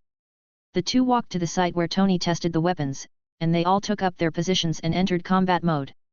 Mu-En took a sudden step and appeared in front of Tony almost instantly. A long sword surrounded by energy slashed towards Tony. Facing the oncoming slash, the nano battlesuit on Tony's arm opened instantly, releasing a shield formed by energy that blocked Tony's entire body. Thump! The energy blade hit the shield, causing a violent energy wave. Careful! Dr. Zhao Hailan shouted subconsciously.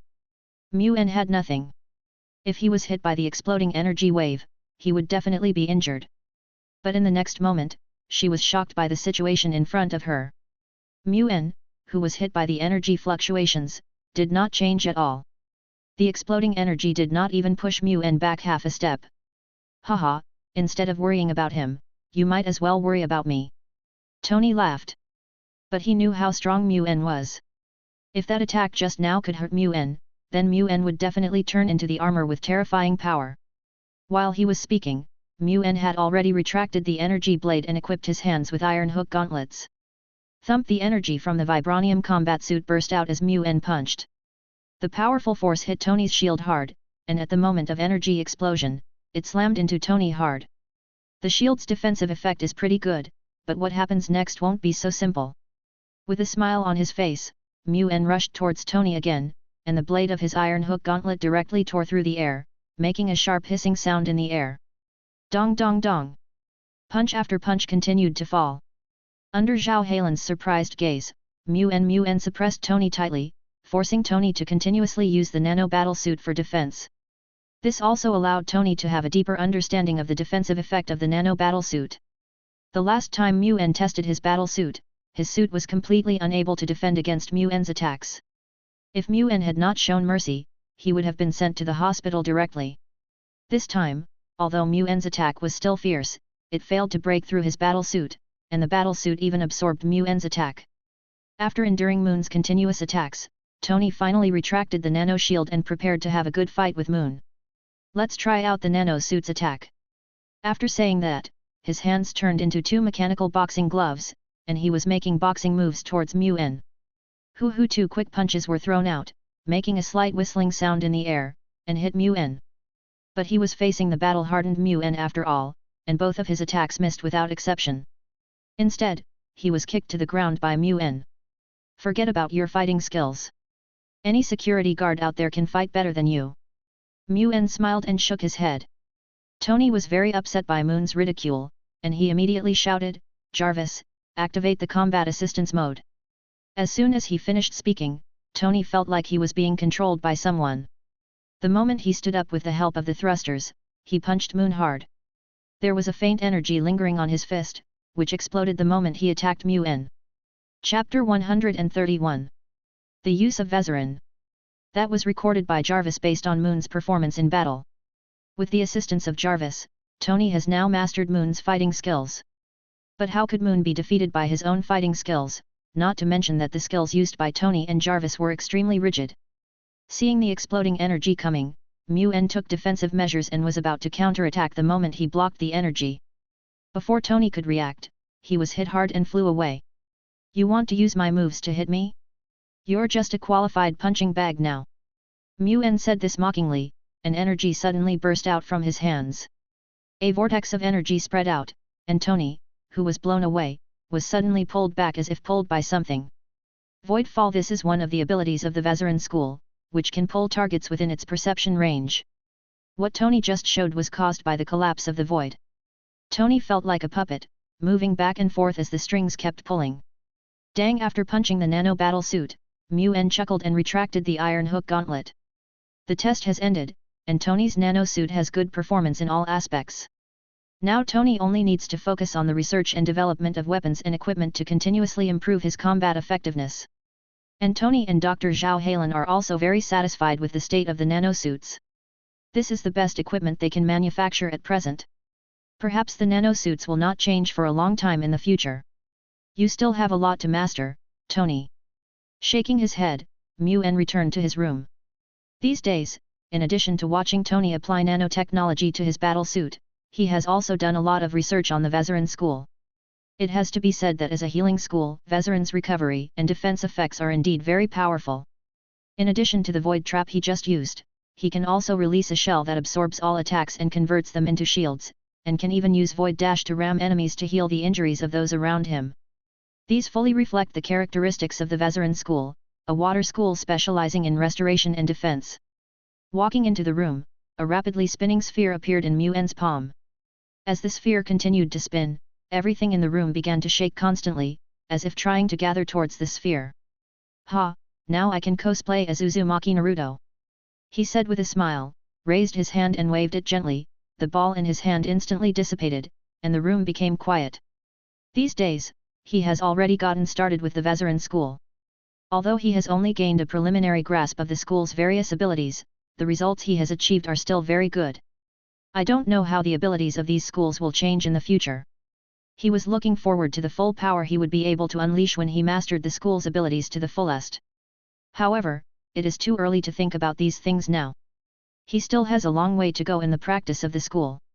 The most urgent task is to create the armor first. Because of the Destroyer and Myrniel, he directly obtained 14 eye essences, plus the 5 eye essences that had been preserved before. He already had 19 eye essences in his hands, which meant that he could create 3 different sets of armor while keeping one. Now that he has armor to deal with various aspects, he doesn't need to think about which armor is the best. After pondering for a moment, Muen quickly came up with a plan in his mind. He selected several different warframes and put them on the short list. In terms of speed, Volt and Gauze are both good and can be considered. In the future, we may have water battles, so Hydroid and Urli can also be candidates.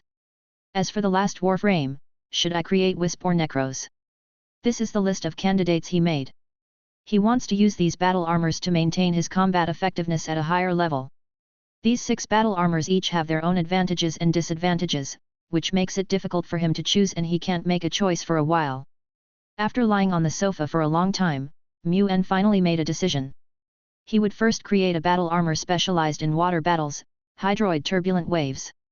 There is a reason why he chose this armor. He has no other armor to use for water battles. This warframe is more suitable for water battles than the other one. Although Urli Spirit of Surge is also powerful, he still decided to create the more applicable Hydroid Turbulent Wave. The room was filled with light blue light, and Muen turned into an energy cocoon, waiting to be completed. As time went by, the moisture in the room became extremely thick and the whole room became extremely humid. Click with the sound of the energy cocoon breaking, the water vapor in the room quickly condensed and gathered towards Muen. At this moment, Moon looked like Davy Jones in Pirates of the Caribbean, with a large number of tentacles like octopus tentacles on his body. So this is how Hydroid controls water. This power was much stronger than he had imagined. He could even feel a terrifying sea monster in his armor, which seemed ready to rush out at any time. Is that the giant octopus? As he spoke, a ball of water condensed in his hand, and soon a tentacle emerged from the water. The tentacles are as transparent as water. If you look closely, they look like a ghost in the water.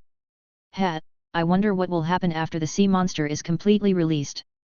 Hydroid can summon a sea monster, but most of the time, only part of the sea monster's body will be exposed, and the majority of its body will still be hidden in the deep sea. After retracting his tentacles, Muen returned to his original appearance. However, after changing back to his original form, Muen finally felt how humid the room had become. He felt as if his clothes were soaked in an instant and it was very uncomfortable to stand on them. It seems that Hydroid can never be used in the bedroom again. Keeping this question in mind, Muen began to shape the second battle armor. This time he chose to shape Volt. Muen liked both of these armors, but in the difficult choice, Muen finally chose Volt, which can launch large-scale attacks. Compared to Volt, Gauze's speed is not slow, but its applicability is still a little worse than Volt. Gauze, maybe next time. As the words fell, Muen's body was wrapped in an energy cocoon transformed from ice essence. As a battle armor that controls lightning, Volt's capabilities are naturally needless to say, and this also gives Volt very good coping capabilities in all aspects. Chapter 132. New Armor. Whether facing a large army or an overwhelming attack, Volt can handle it with ease. Crackling at the moment the energy cocoon broke, the whole room flashed with countless electric lights. Creating and controlling lightning? Next time you see Thor, try to hit him with this electric current. As he spoke, an arc of electricity spread from his fingertips and suddenly burst like a bubble. On his arms, several armbands were surrounded by countless electric currents, making him look like a lightning monster. Coming to the mirror, Muen raised his hand to wipe off the mist on the mirror and looked at the appearance of the armor carefully. Well, this face is really hard to describe. Although I don't care much about the appearance of the armor, I have to say that Volt does look a bit too strange, even stranger than Excalibur. He felt that this armor was like an ancient island warrior with a bald head and a Mediterranean hairstyle. Especially the belt around his waist that looked like a loincloth, which made him want to hold his forehead with his hand.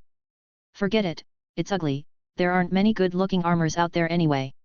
He has completely given up on his aesthetic taste for armor and can only think about finding an opportunity to change the appearance of the armor in the future. Putting aside his concern for the appearance of the armor, Muen focused on Volt's abilities. The lethality of this armor is also very good. How strong the power of this armor can be exerted needs to be assessed based on the number of enemies. The greater the number of enemies, the greater the power Volt can exert. His electric current is not just a simple attack. It will also make the hit enemy become like a Tesla coil, continuously releasing large amounts of electric current to attack. 1 or 2 is fine, but once the number becomes very large, these Tesla electric circles that constantly attack each other will destroy all of their own people. Easy and labor-saving, this is one of the advantages of Volt. Other aspects include making yourself and even the targets around you enter an accelerated state, increasing their speed and even their destructive power. Of course, there are also defensive electric current barriers that can block most of the enemy's attacks and provide defense for friendly forces. This armor has many functions and can be used to deal with many aspects. With a burst of light, Volt gradually disappeared, and Muen prepared to create the third battle armor. The last armor you need to build is to choose between Necro's Soul Master and Wispfire Phantom. Muen couldn't help but feel a little puzzled about these two armors, as both of them were functional armors. One is a warrior who plays with souls. He is like a god of death, manipulating souls and corpses at will. The other is as elusive as a magician, with an ethereal figure and possessing destructive power. He considered the two battle armors for a while before making a choice. I've decided to choose Wispfire Spirit. He took action immediately after thinking of it, and the room was once again filled with the light of the energy cocoon. After a while, Muen walked out of the energy cocoon, but this time he was not standing on the ground, but floating in the air. Unlike other warframes, Wisp does not have legs. She moves freely in a suspended state. Although it doesn't allow her to fly freely in the air, it is much more flexible than other armors. However, the moment Wispfire Spirit was created, Muen once again felt the dimensional fluctuations around him. Unlike Limbo, Wisp can travel through dimensions more easily, which also makes her more sensitive to the surrounding dimensions. And Muen also felt the power contained in every dimension from the wildly fluctuating dimensions around him. Some are full of vitality, some are dead silent, and some are extremely chaotic. It seems like Wisp's fire spirit power can't be used casually. After cancelling the transformation, Muen let out a sigh. He knew very well that if he broke the dimensional boundaries at will, Ancient One would definitely fight him to the death. It is hard to say what will become of Ancient One by then. He will definitely be targeted by countless dimensional demons who covet the earth, which will become an obstacle for him to find the essence of I. Go to Camartage when you have time and talk to Ancient One. Although he couldn't use the power of Wispfire Spirit at will, there was no problem in chatting with Ancient One. After all, Ancient One's understanding of dimensions far exceeded his. Besides, the things that Odin promised should have almost arrived, and he had to bring them all back. The 3 battle armors have been completed, and now all that is needed is to fuse the corresponding amplitude crystals for them, which is not a problem for Muen at all. When he was at Xavier College, he made a lot of these basic enhanced amplitude crystals in order to avoid wasting time on the manufacture of amplitude crystals. After fusing amplitude crystals to several battle armors, Muen finally relaxed and walked out of the wet room. Jarvis, help me get rid of the moisture in the room. The room was too humid, he had to go out for some fresh air, it was so humid here that it was unpleasant. When we got outside, the wet clothes finally improved and gradually became dry under the sun. Ah, it really feels this good. With a sigh, Muen turned to look at the corner. Don't hide, Lu Dan, what do you want from me? With the enhancement of the Vazarin school, his perception of the surroundings has reached an astonishing level. He has already sensed that Fury is hiding in the corner over there. Seeing that Muen had pointed out his mistake, Fury no longer hid himself and walked out from behind the bushes in the corner. How long have we not seen each other? From 1996 to now, you have been away for more than 10 years. What's the problem? And speak properly. If you continue to talk to me in this tone, I will slap you, believe it or not. Muen leaned on the bench and looked at Fury. Fury was a good person more than 10 years ago, but now he is not only bald, but also looks more annoying. His words had a significant effect. Fury no longer spoke in a pretentious tone as before. Instead, he sat down on the bench, leaned back and took a long breath. You know, after you left, Carol also left, and I also smoothly became the director of S.H.I.E.L.D. At this moment, Fury was very relaxed. He hadn't been so relaxed for more than 10 years, and all this was because he was by Muen's side. Although he failed to investigate Muen's background, he was not worried that Muen would attack him. For Muen, let alone someone like him, even if all the agents of S.H.I.E.L.D. came together, they would not be a threat to him. Chapter 133. Fury visits. So this is why you came to me. Muen felt it was a little strange. Could it be that Fury came to see him just to reminisce about the past? This is not something a S.H.I.E.L.D. director would do. This guy must have something important to tell me. Of course not. I came to see you for something. This must not be known to anyone else. Oh Hydra? If I remember correctly, Pierce is your old boss. Why haven't you arrested him yet? These words choked Fury. He knew that Moon didn't have a good impression of Pierce, but there was no need to directly conclude that Pierce was Hydra, right? You have to know that Pierce has made a lot of efforts to get him to the position of director of S.H.I.E.L.D., especially his vigorous efforts to eliminate Hydra. No matter how stupid Hydra was, they would never let Pierce do such a thing. But Moon knew very well that Pierce looked glamorous and even became the leader who directly supervised S.H.I.E.L.D. But in fact, Pierce did this to strengthen Hydra. Although Fury's efforts to eliminate Hydra were great, S.H.I.E.L.D. had long become a den of snakes. Every time it cleared out Hydra, Hydra's whereabouts would become more secretive. The most important thing is that many of Fury's actions are beneficial to Hydra and have no harm. They can use the name of destroying Hydra to solve some targets, and even use Fury's orders to continuously expand Hydra's power. It can be said that the fact that Hydra has become a den of snakes is largely due to Pierce's leadership. Not mentioning Pierce, what on earth did you come to see me for? I have a special plan that I started planning after you left, and now I have someone in mind. Fury looked at Moon seriously. This was the Avengers' plan he had specially prepared to protect the Earth after seeing the Kree fleet more than 10 years ago. Over the years, many people have emerged who hold great power. There is the Hulk who was exposed to gamma rays, Tony who built the Iron Suit, Bucky the Winter Soldier who lives on a farm, and Steve, the Captain America who was found by them in the Arctic not long ago and had been frozen for 70 years. These are the best candidates for his Avengers plan, ready to face any possible alien fleet at any time. You mean, I'm also part of your plan? No, you're not. You and Carol are not in the plan. Fury shook his head. I didn't set my sights on you and her. Even your sudden appearance surprised me. Looking at Muen seriously, Fury took a deep breath and said. Your power is very strong, maybe even Carol can't compare to you, so I want to get a device from you to summon you, like this one. He took out a BB machine from his pocket. This thing had obviously been remodeled, and the technology on it could be seen as belonging to the Kree. This is what Carol left for me. She asked me to use it at the most critical moment. I want to get a similar thing from you so that I can use it to contact you when you disappear. Want to summon your own thing? Muen frowned slightly. He couldn't make such a device. He may appear in any world in the future, but he cannot create a signal device that can travel through different worlds. It's a good idea, but it's not so easy to contact me. If I'm not here, I can't be contacted by any means. Seeing what Moon said, Fury no longer forced it. He just wanted to treat Moon as an emergency measure like Carol. When the world encounters a huge disaster one day, he can urgently contact Moon and Carol, ask them to return to Earth, and help them solve the problem. But since Muen had already said so, he couldn't force it. After all, he didn't have high expectations for this matter. If you really want to find me, remember to make some big noise. If I find out, I will come back to check. The big noise that Muen referred to was to cause the Earth to fluctuate violently, so that he could easily detect any abnormalities as long as he was in the void. Fury nodded slightly. If it really came to that, he would definitely spare no effort to make a big noise. By the way, what's going on in space? Mu-En was a little curious. He hadn't been to space since he came back, and he didn't know what space was like. Not bad. They built a huge fortress based on those two warships. The Marwell laboratory in space and the battleship captured by Moon have been transformed into a space fortress by Howard and the Skrulls. Over the years, Howard has worked with Skrull scientists to develop some special weapons and equipment, which are the last trump card to protect the Earth. Although these weapons and equipment are not as powerful as Moon's, they can still enable humans to fight against aliens. Really? Then let's go and take a look.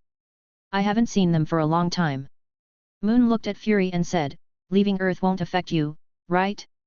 After all, you are the director of S.H.I.E.L.D. Hearing Moon's teasing, Fury shrugged. No, Talos will help me.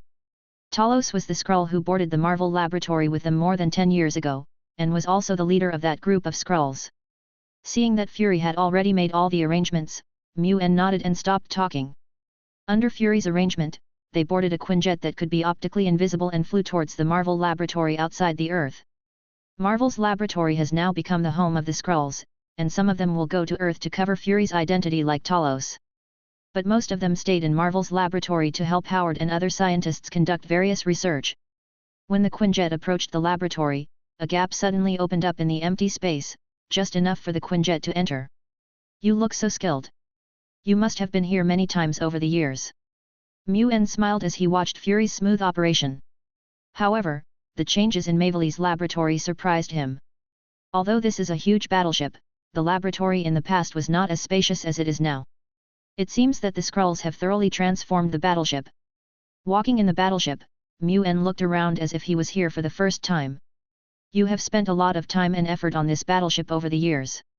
It looks more suitable for living here than before. Of course, this place has almost become my secret base. Fury treats this place as a safe house. Although he has countless safe houses on Earth, this safe house is the most secret and safest safe house in his heart. Secret base? Hee hee. With a laugh, Mu-En shook his head and walked forward. Compared to the safe house, he wanted to see Howard and Maria more.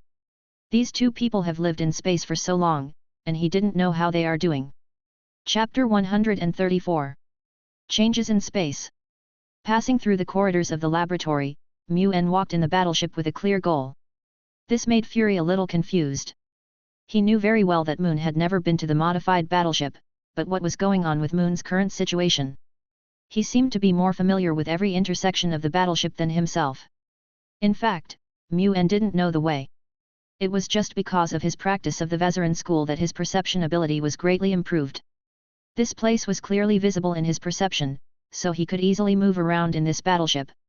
Why do I feel like you are more familiar with this place than I am? It's nothing. My perception is stronger than you think. After replying to Fury, Moon continued walking in front.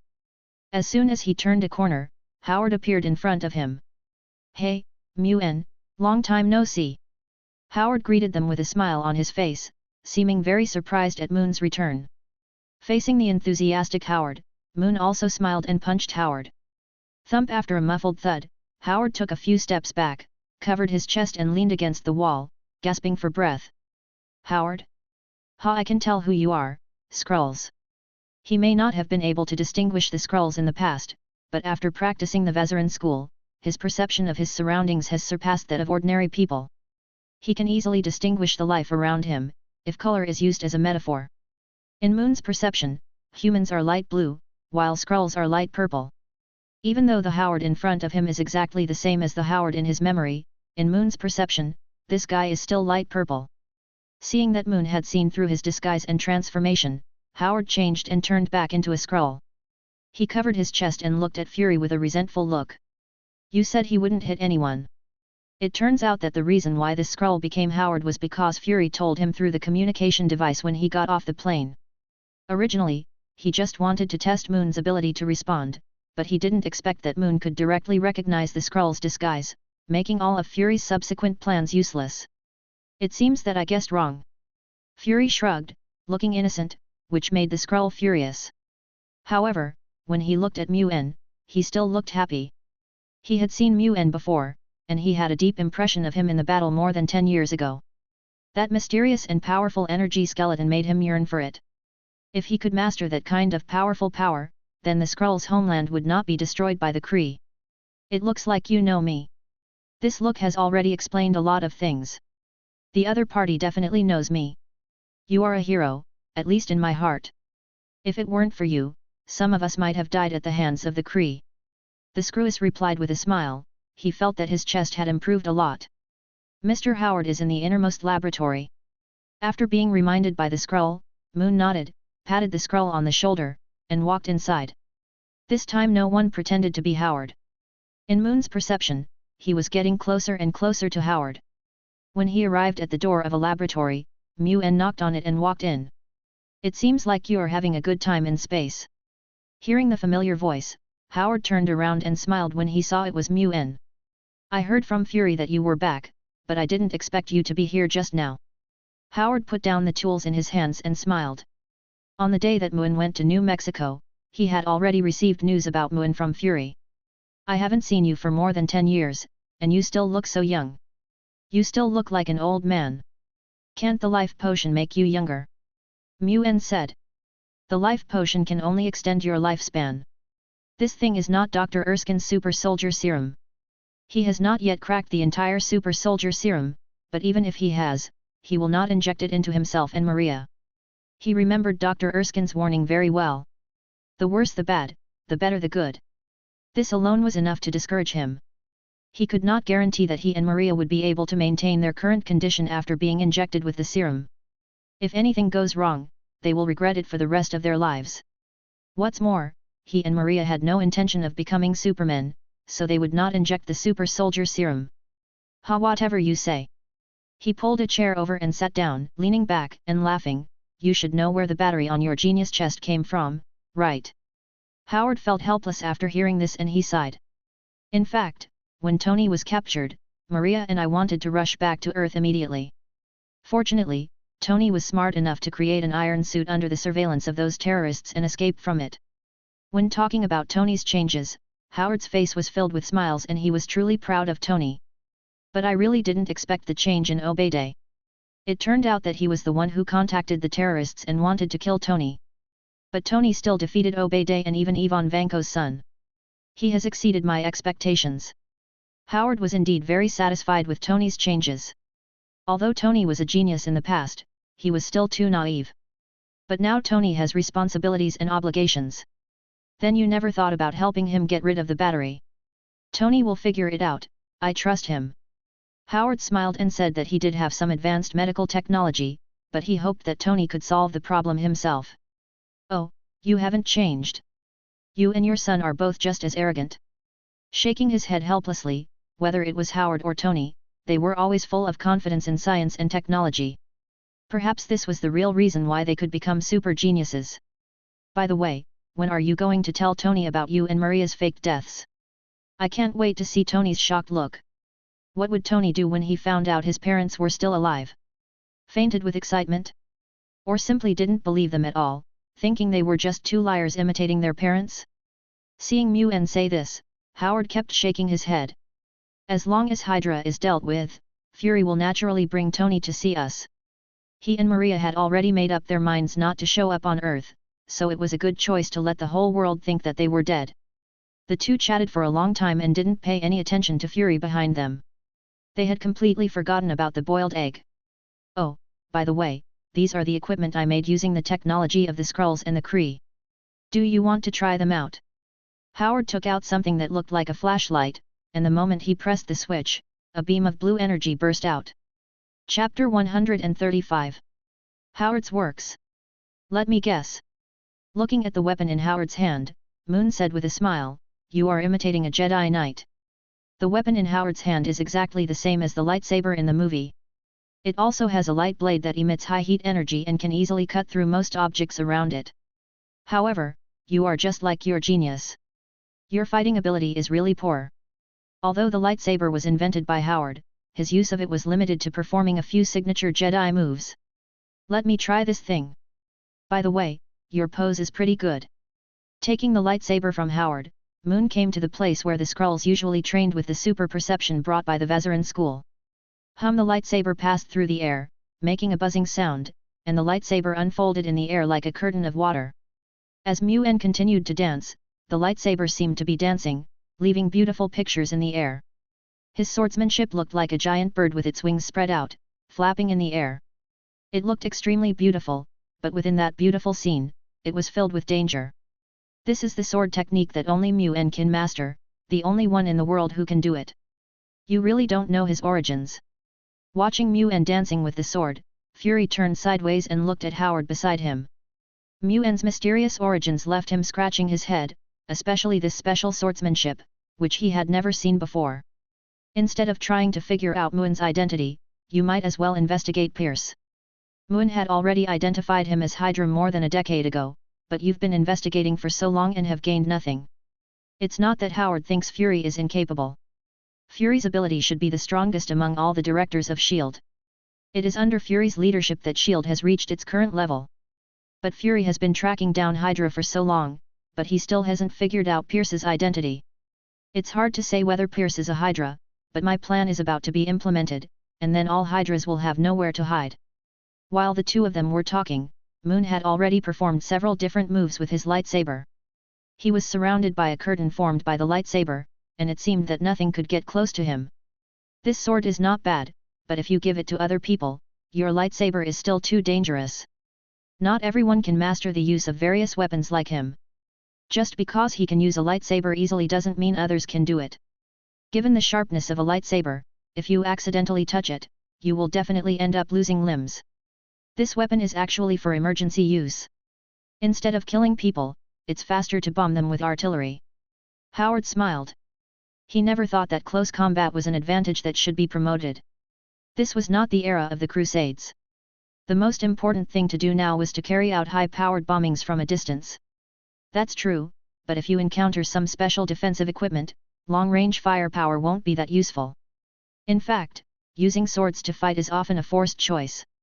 After all, some powerful technological equipment can specifically defend against long-range attacks. Some equipment even has a special defense device against long-range attacks. Once attacked from a long-range attack, the equipment armor will instantly explode, causing large-scale destructive damage. It would be fine if the distance was far enough, but if the enemy was not far away, the chance of survival using melee weapons was much greater than using ranged weapons.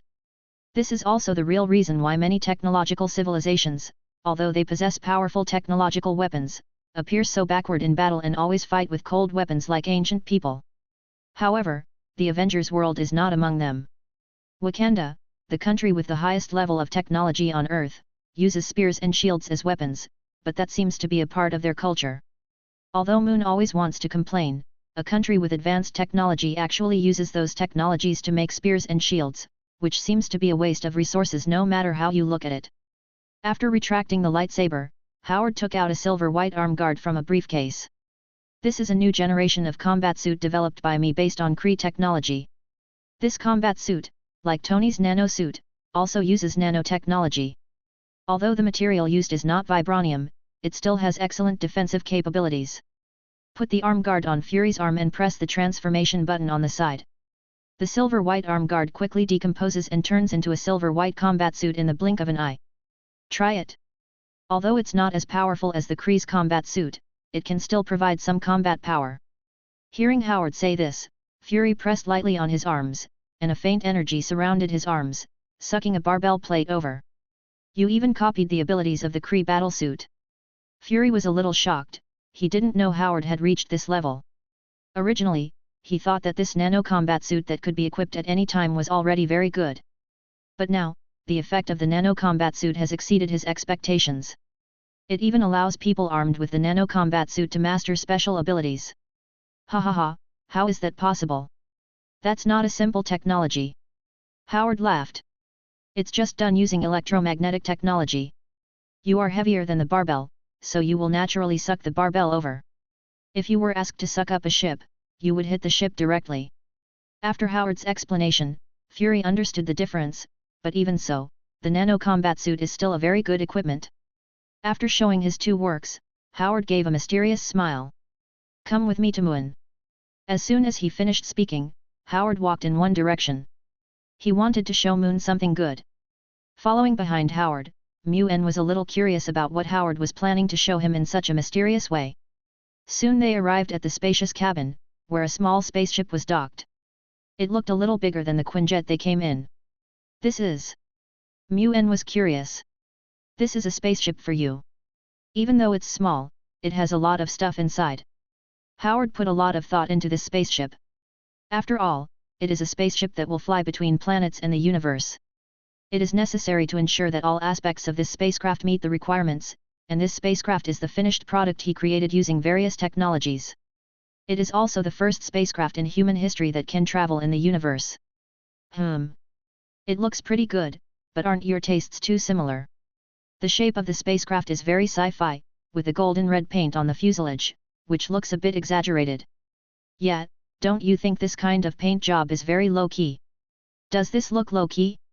Looking at the spaceship, Moon was a little speechless. It was hard not to attract attention with such a paint job. "Go ahead and try it out. This spaceship has quite a few functions," Howard invited. Chapter 136. My Spaceship. The cabin of the spacecraft is indeed not big, but it has everything you need. This spaceship is equipped with a lot of weapons. As he spoke, Howard turned on the device next to the driver's seat and took out a controller. This is the weapon control system of the spacecraft. It has weapons of various powers, which will give you the strength to fight against space predators. As he took control, the weapons and equipment on the spacecraft lit up one after another and all entered combat status. Looks good. Moon was quite satisfied with this spaceship. After all, it was the only spaceship he could fly alone. With this spaceship, he can move more freely and leave the Earth to travel to other civilizations in the universe. As long as you are satisfied, I built this spaceship by combining the technology of the Skrulls and the Kree. I'm sure you will be satisfied. When he said this, Howard's face was full of confidence. Like his son, he had absolute confidence in his abilities. In his opinion, these weapons are just appetizers. The functions of this spaceship are definitely beyond everyone's imagination. Raising their hands, they operated the virtual screen on the driver's seat, and a virtual image with countless nodes appeared in front of them.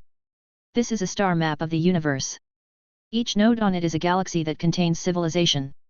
Howard pointed to a node on the virtual star map and said, "Our solar system is here. According to the number on the star map, the Earth's number is planet C53. Using numbering to identify is the simplest and clearest way, and it is also the most widely circulated numbering method. After all, there are so many civilizations in the universe, and not all civilizations know what the planets of other civilizations are called. Using numbers actually makes it simpler. I know that." Moon has read the memories of the Kree people, and his understanding of the universe is not much worse than Howard's. "Then do you know where the nearest space jump node to us is?" Howard asked. This stumped Moon. He really didn't know where the space jump node of the Earth was. After all, space jump nodes do not cause space fluctuations. They are only used to determine the coordinates between planets. Space jumping at a certain coordinate position can easily reach the target position, but if space jumping cannot be performed at a certain coordinate position, there is a great possibility of jumping to an unfamiliar area. If you jump to an ordinary galaxy, it would be fine, but if you jump to a pulsar or next to a black hole, you would be seeking death. Therefore, everyone in the universe will never perform space jumps at non-jump nodes unless they are desperate. The birth of the star map, in addition to determining the location of each civilization, also has an important function, which is to lock the space jump nodes. Howard opened the star map of the solar system, and a flashing space coordinate appeared in front of Moon. This is the space jump node of the Earth. It's not too far from us. If we take a spaceship, it will take about 10 minutes to get there.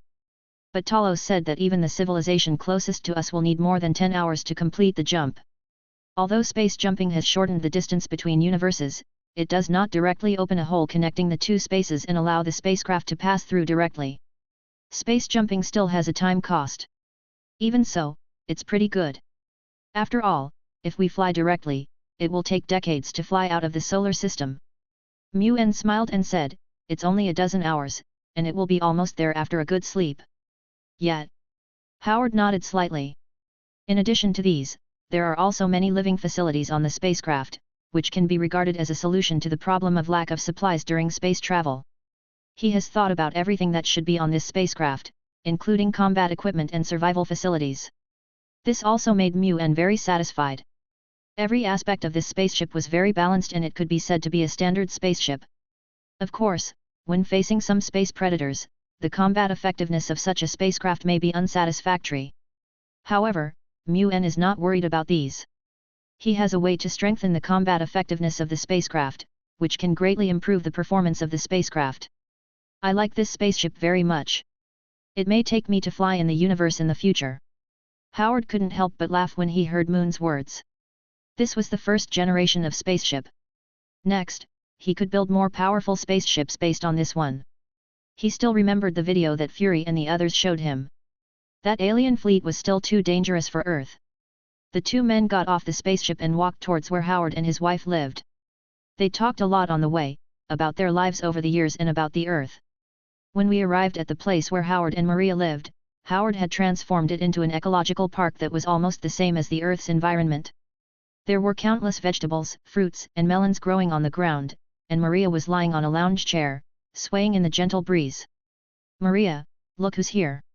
As Howard spoke, Maria looked up from the recliner and a familiar figure appeared in her eyes. "Mun." Maria stood up from the recliner in surprise. "When Howard told me you were back, I thought he was joking." "Haha, I am back indeed." Mun smiled. "It seems that you and Howard are living well in space. Although this is just a small ecological park, Howard made it exactly the same as the environment on Earth. In addition, with the virtual devices around it, no one would notice that this is not Earth unless they look closely. It's not that interesting actually. Although it's spacious here, it's actually pretty boring, especially after looking at all the surroundings. Over the past decade, she has already toured the warship inside and out, and has even seen the space environment more than once. At first she was still very interested in wandering around and visiting the two warships, but now she has lost interest in these. In addition to tending to the flowers, plants, vegetables, and fruits in the ecological garden every day, the rest of the time is spent teaching the Skrull children to sing. These green-skinned aliens scared her at first, but later she got used to these shape-shifting Skrulls. In her opinion, there was no difference between these Skrulls and ordinary humans except that they looked different. She treated these Skrull children as her own students, which gave her something to entertain herself. Several people walked into the room, and Mun picked up the black tea that Maria had poured and took a sip. "Your tea-making skills are still so great." After praising Maria, Mun put down his teacup, leaned back on the sofa, and looked at Howard and Fury. "I never asked you before when we were outside, but now we are the only ones here, so I want to ask you something." Chapter 137. Beware. "If you have any questions, just tell me." Howard smiled as he sipped his tea, and Fury beside him was in the same state. "You don't seem to be on guard against the Skrulls. Don't forget that they are aliens." The two of them seemed defenseless against those Skrulls, which was not good news. After hearing what Mun said, Howard and Fury looked at each other and couldn't help laughing. "Ha ha ha, you!" Howard laughed so hard that he fell backwards, and kept shaking his head at Mun. After a long while, Howard finally recovered, looked at Mun with a smile and said, "Of course we will be on guard against the Skrulls. As the Celestial Empire says, those who are not of our race must have different hearts. How can we not be on guard against an alien race that can transform into anyone?" They had already developed a defense plan against the Skrulls, but it had never been used. Except for some people led by Talos, the others were just Skrull civilians protected by Mavil and could not cause any trouble at all. As for Talos and others, they have also made a defense plan. When Talos and the others move their minds that shouldn't be moved, their plan will be activated, and all these Skrulls will be eliminated by then. They are humans, not Skrulls. Although they have a good feeling towards these Skrulls, it does not mean that they will trust them unreservedly. You don't have to worry about us. If we talk about understanding the Skrulls, no one knows them better than us except themselves. Seeing that both of them said this, Mun was no longer worried about them. He just didn't want them to trust the aliens blindly. You have to know that even humans themselves cannot fully trust anything. If they believe in aliens without reservation, they will be close to death. However, Mun had nothing to say about these Skrulls being hunted by the Kree team.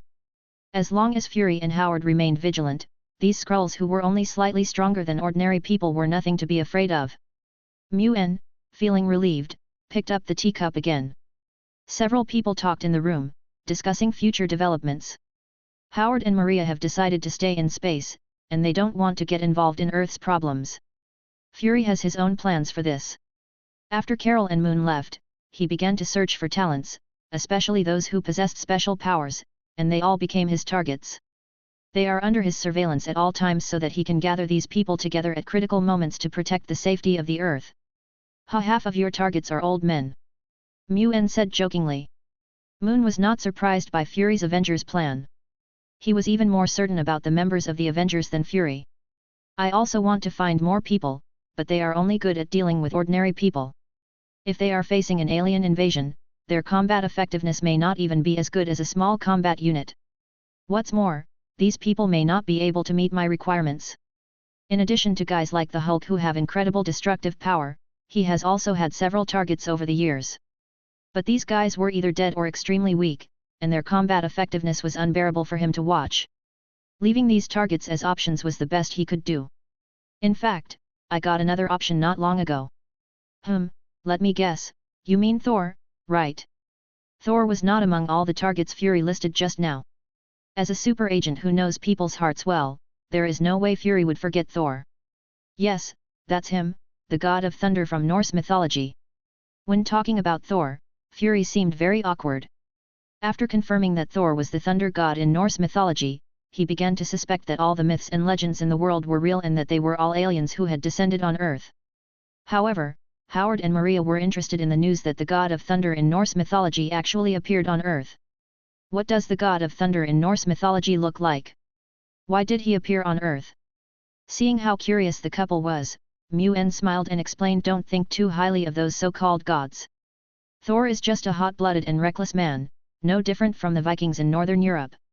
As for why he appeared on Earth, it was because he was too enthusiastic and led his friends into the lair of the frost giants, and was banished by Odin as a result. Everyone got to know Asgard and Thor, the god of thunder, as if they were listening to a story. However, Fury, you can indeed put Thor in the target. Don't forget that he has a scientist girlfriend on Earth. At Moon's reminder, Fury remembered Jane, who was doing research with Professor Shavig. Jane's research on astronomy is comparable to that of Professor Shavig. If this research did not need to be kept secret, he would definitely invite Jane to S.H.I.E.L.D. to conduct astronomical research. They chatted for a long time, and finally Moon boarded the spacecraft again, ready to drive it back to Earth. Originally, Fury also wanted to return to Earth on the same ship, but was rejected by Moon. He did not plan to return to New York, he was going to visit Kamar-Taj. After Howard's guidance, Moon could easily drive the spacecraft. After starting the spacecraft, Moon flew towards the Earth along the slide of the cabin. The spaceship's engine drew 2 blue streaks in the air, and with Moon at the controls, it flew towards Asia. I don't know if all the things Odin promised have arrived. Please don't let me down. He drove the spaceship with great anticipation, leaving a blue light in the sky. The spacecraft successfully landed with a low sound. As Moon pressed the special device of the spacecraft gradually merged into the surrounding environment. Oh, this is quite convenient. This cloaking device is very good and can effectively prevent the whereabouts of the spacecraft from being exposed. After getting off the spaceship, he walked towards Kamar-Taj according to the address left by Ancient One. It has to be said that although Kamar-Taj is a holy place for wizards, the place where it is located looks like a Buddhist temple no matter how you look at it. Standing in front of the door of Kamar-Taj, Moon couldn't help but sigh. No wonder not many people can find Kamar-Taj. It's really hard to find it without someone to lead you. There is a spell engraved on the gate of Kamar-Taj, which can make ordinary people who don't intend to approach it leave by themselves. If it weren't for the kinetic energy fluctuations emanating from the door, he would probably have to search for a while. He walked up and knocked on the door gently, and the door of Kamar-Taj suddenly opened automatically, revealing a passage allowing Moon to pass through. As soon as I walked into the passage, a fat man came towards me. The ring on his hand proved his identity. Mr. Moon, right? My last name is Wang, you can just call me Old Wang. The Supreme Mage asked me to receive you. From the looks of it, Guyi is very busy recently. The Supreme Mage has been very busy. Although surprised by Moon's attitude, Lao Wang still answered truthfully. Chapter 138, Visiting Kamartaj. Traveling through Kamartaj, Mu-En finally saw this holy place of wizards. In addition to those successful mages in Kamartaj, there are also many mages in preparation who are just beginning to learn spells. Each of them wore a hanging ring and kept drawing circles in front of them. In front of them, sporadic sparks would occasionally burst out. When a group of people did this, it looked like they were setting off fireworks. Has this always been the way Kamartaj teaches spells? That's right. Kamartaj will not prevent the spread of magic, but it is not so easy to master the magic of Kamartaj. Lao Wang is still very proud of Kamartaj's spells. These spells give them powerful strength beyond ordinary people and also allow them to shoulder the responsibility of protecting the world. Is this difficult? I think it's quite easy. Mu-En replied, staring at the sparks in front of a man, which was a portal that was about to take shape. This man performed the best among all the people. Others were just sporadic sparks, but he could easily complete the construction of the portal. But most of the time, the portals he built were not very stable and would always collapse at the most critical step. Wow! The moment the portal was formed, it exploded and turned into countless sparks that spread out in all directions. He is too anxious. Will Kamartaj expel those reserve mages who cannot complete the portal? Kamartaj will not expel any wizard, but he was indeed a little anxious and did not calm his heart. After watching the man try several times, Mu-En shook his head. This guy had too many complicated thoughts in his mind. Raising his hand to draw a light blue portal, Mu-En looked at Lao Wang beside him. This should be the most basic spell of Kamartaj, right? But Lao Wang was shocked. All the portals he had seen were orange and looked like they were made of real sparks. This was the first time he had seen a light blue portal. Are you also a Kamartaj wizard? Of course not. I just know some spells from Kamartaj. Mu-En shook his head and continued to walk forward. These candidate mages still had a long way to go. After walking through the corridor, Mu-En came to a martial arts arena. There were many people standing in the arena. They held a short stick in both hands and practiced like a group of monks. Oh, a melee mage. Mu-En was not surprised by the scene in front of him and had even wanted to complain about this situation a long time ago. However, he also understood why Kamartaj was like this. Kamartaj's spells were all powers borrowed from various dimensions, most of which were borrowed from Vishanti. Although Vishanti is easy to talk to, it does not mean that mages can borrow him without restraint. After all, there is a price to pay for using spells. Therefore, the mages of Kamartaj generally do not use too many spells. Most of the time, they would rather use spells as an auxiliary for close combat. Kamartaj's fighting skills are average. Most of the time, Kamartaj is keeping invading dimensions out. These fist and kick skills are only good enough to deal with ordinary people. Guyi's voice sounded behind Mu-En, and the bald Guyi wearing a brown robe gradually appeared. Your Majesty the Supreme. Lao Wang bowed respectfully. The many mages who were training in the martial arts arena also stopped and bowed to Ancient One. Turning to look at Ancient One, Mu-En asked, has the thing that old man Odin promised me been delivered? You came to me just for this? Guyi raised his eyebrows. Mu-En came here from so far away just to ask him whether the things that Odin promised had been delivered? What else? Mu-En asked with a smile, are you coming here to learn how to draw circles? These words made a wizard in the training ground frown. The supreme sorcerer Ancient One was the strongest person in Kamartaj, but this man who had never been seen before was actually talking to Ancient One in a disrespectful tone. Shoo! The wizard's hand lit up, and a long energy whip appeared in his hand. Casillas, stop! The leading mage spoke out to stop him. But it was too late. Casillas swung the energy whip and lashed at Mu-En. The attacking energy whip did not achieve the effect he had imagined. The long whip was directly caught by Mu-En, and his hand was also sucked onto the energy whip and could not let go at all. Your apprentices don't seem to have much manners, Ancient One. Mu-En's eyes shone with light, and he looked at Casillas with a dangerous aura. Casillas? He really has a dark and dirty heart. As he spoke, the long whip that originally emitted orange light quickly turned into light blue and spread towards Casillas. As the void energy continued to approach, the mages in the arena all felt the threat of death. The light blue energy had the power to kill them. Alas, Guyi sighed, let him go. I owe you a favor. You can let him go, but he needs to be punished a little. With a sudden pull of the energy whip, Casillas was pulled directly over. Before he could react, Muen's hand was already on his neck. You really accept all kinds of people here. You even accept someone who is pursuing great power? And you even do him a favor. As he spoke, energy surged from Muen's fingertips, and along with Cassilis' distorted face, a pattern like water waves appeared on his neck. After completing all this, Muen threw Cassilis back into the training ground with a flick of his hand, and the void energy on his body gradually subsided. That pattern is the emblem of the Vezaran school and is of no use in itself. The reason for doing this is that Muen just wants to try something, and Cassilis, a mortal man, is the best medium.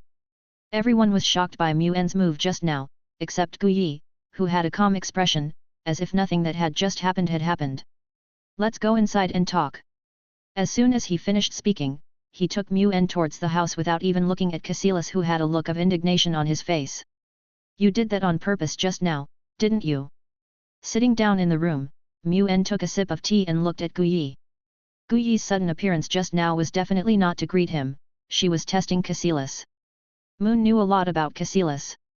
This guy who pursued powerful strength was the enemy of the next supreme sorcerer. Not only did he kill Ancient One, he also successfully summoned Dormammu from the dark dimension. Unfortunately, he was eventually devoured by Dormammu's power. I have guided him countless times, but I couldn't change him. He has an obsession with powerful strength, which is not good news for a wizard. Ancient One did not avoid Muen's question. When she was checking the next supreme sorcerer through the eye of Agamotto, she already knew what happened to Cassilis. Although she never thought about changing the future, she still used various methods to guide Cassilis and wanted to change him, but no matter what, the other party was deeply trapped in the quagmire of power and could not extricate himself. Chapter 139. Odin's Reward. Munen didn't have any feelings towards Cassilis. He was just a guy enslaved by power and he didn't take him seriously at all. Drinking Kamar-Taj's tea, Muen said. There's something I want to ask you. He had previously shaped Wisp Fire Spirit, and it was at that time that his perception of various dimensions became more profound. He could clearly feel that the sky above the earth was shrouded by a huge magic circle. This magic circle did not provide visible protection for the earth. Outside that huge magic circle, there were countless dimensions connected. If he had broken the dimensional boundary at that time, this huge magic circle would have been destroyed in an instant. What's up? Ancient One asked. Although she had the eye of Agamotto, she would not use it all the time. If she did that, she wouldn't be able to hold on even if she was the Supreme Sorcerer. She is the Sorcerer Supreme who protects the earth from invasions from other dimensions, and she must maintain her strength at its peak. Even if she can do that, she won't do it. Although I come from the void, I don't know much about other dimensions. Can you tell me what the differences are between them? Seeing that Muen was going to ask this, Guyi smiled and nodded. Except that your void is newly emerged, other dimensions have coveted Earth for a long time. The most common dimension on Earth is Hell. This dimension is the one that is most closely connected to Earth, and it is also the dimension that is most likely to break through Kamar-Taj's defenses. There are many passages between the Hell dimension and the Earth. The creatures of Hell often come to the human world through these passages to cause trouble. Even I don't have any good solution for this dimension. For the Hell dimension, which is most closely connected to the Earth, all the wizards of Ancient One and Kamar-Taj can do is to block these channels as much as possible. Fortunately, other dimensions are not as closely connected to the Earth as the Hell dimension, and Kamar-Taj's dimensional defense array can easily resist it. She only needs to face the masters of those dimensions and keep them outside the Earth. As for the other dimensions, the power of the Crimson Universe that you obtained is the powerful force of one of the dimensions. Speaking of the Crimson Universe, Ancient One's expression turned somewhat solemn. Although Kamar-Taj possessed spells that could use the power of the Crimson Universe, Ancient One was still very wary of this powerful dimension. I know this. The Master of the Crimson Universe is not easy to mess with. Muen also understood how powerful the Master of the Crimson Universe was. Just a tiny bit of force was enough to allow the Red Tank's power to fight against Atlas Heaven Shaker. Such a powerful force made Muen clearly understand how powerful the Crimson Universe is. Each dimension has different strategies for dealing with other worlds. Most dimensions choose to devour different worlds to strengthen themselves. There are also some dimensions where people are more moderate. They prefer to use transactions to gain power from other worlds in order to strengthen themselves. Although this method is very slow to improve, it is the most gentle and the most easily accepted way. Many worlds will accept the power of these dimensions. Through Guyi's explanation, Mu-En gained a new understanding of different dimensions, which made him feel lucky. If he accidentally broke the dimensional boundary at that time, he would have to face not only Ancient One, but also those dimensional demons with different powers. In the past, he only knew that the dimensional demons were very strong, but now he at least has an understanding of their strength. He may be the most special existence in all dimensions. According to Ancient One's judgment, his strength is not even up to the level of a dimensional demon god, but the void he controls is the most dangerous dimension Ancient One has ever seen. This situation surprises Ancient One, a supreme sorcerer who often faces different dimensions. Well, I think I understand. Mu-En nodded. In the future, he might have to be careful about how to use the power of Wisp Luo Huanling, especially to avoid breaking the boundaries of dimensions. This is really a troublesome matter. Complaining inwardly, Mu-En gave up his exploration of dimensions. No matter what those dimensions are like, what he needs most now is to improve his own strength, otherwise the power of dimensions will ultimately be empty talk. Seeing that Mu-En was no longer asking about the dimension, Guyi put down the teacup and took Mu-En to the passage behind the room. This is the secret room where Ancient One practiced. After the two of them walked into the secret room, Ancient One moved his wrist slightly, and the entire secret room began to twist and expand, allowing them to walk into the mirror space. The mirror space is already filled with magical weapons, which are the rewards given to him by Odin. Among these rewards, a ship is particularly eye-catching. The Clipper ship Odin mentioned is really a ship? I thought it was some kind of spaceship. This ship looks like a sailboat, but its hull is different from that of a normal sailboat. It has powerful wings that are like two wings. It seems that the ship can fly just by flapping these wings. This is Asgard's unique speedboat. You know, we are pirates after all. Ancient One said jokingly. Asgard is a mythical kingdom believed by the Vikings, and it is not uncommon for such ships to appear there. However, Mu-En did not feel dissatisfied. After all, the clipper sent by Odin was not a simple thing. In addition to being able to sail at the ultimate speed, this clipper ship can also soar in the air and even into space using its wings. Although it looks very simple and ancient, it is indeed a ship that can sail in the universe and even has impressive combat capabilities, which is no worse than the spaceship built by Howard. Passing by the speedboat, Mu-En looked at other things. There were many magical weapons on the ground, some of which were emitting a faint glow. How do Asgard's weapons compare to your magical weapons? This is what Moon is most curious about. He really wants to know how powerful Asgard's weapons can be. After all, in his understanding, among Asgard's weapons, except for Odin and Thor's weapons, other weapons are no different from ordinary weapons. At most, they may be slightly more powerful than ordinary weapons. Kamar-Taj's magic weapon might be slightly stronger. Ancient One gave the answer. After all, the situations of Asgard and Kamar-Taj are different. There are not that many mages in Kamar-Taj, so each magical weapon is carefully crafted. As long as they can exert their full power, these magical weapons can provide great help to the mages. As for Asgard, as a country where all the people are martial, their weapons are not as carefully made as magical weapons. Apart from the magical weapons of Asgard, other weapons and equipment are mostly mass-produced. At most, the materials for Asgard's weapons and equipment are better than the materials used to build Kamar-Taj. After all, Asgardians are much stronger than people on Earth, and ordinary materials cannot meet their combat needs. Chapter 140. Rough Energy Use. After checking these things, Mu-En raised his hand and a vortex spread in his hand. As the vortex continued to expand, the surrounding magical weapons were attracted by the vortex and gathered towards him. Seeing more and more magical weapons gathering together, Mu-En turned his other hand slightly, and a light blue portal with sparks splashing was opened. On the other side of the portal was the cabin of his spaceship. Everyone, come in. Under the control of the whirlpool, all the magical weapons fell into the cabin. After completing the transfer of these magical weapons, Mu-En frowned as he looked at the speedboat. Although this ship is not big, it has exceeded the limit of what the spacecraft can accommodate, and he has no way of taking it away. Haha, let me help you deliver this ship. Seeing that Mu-En was in a dilemma, Guyi immediately spoke up and decided to help Mu-En transport the clipper away. Thank you then. Since Guyi can help him send it back, he doesn't have to worry about it anymore. Although he was after weapons and equipment and the clipper's energy, even if these things had been drained of energy, they could still be thrown to Tony. After all, These things lost their value to Mu-En after extraction, but they still had value to Tony. Did you create the spell just now? Walking out of the secret room, Mu-En's move just now made Guyi a little curious. Although she could do it, such spells were not included in the Vishandi rubbings that she and Mu-En traded. She really wanted to know where Mu-En learned such techniques. I guess so. It's my use of the void, just a little trick. Responding with a smile, Mu-En did not mention the void school.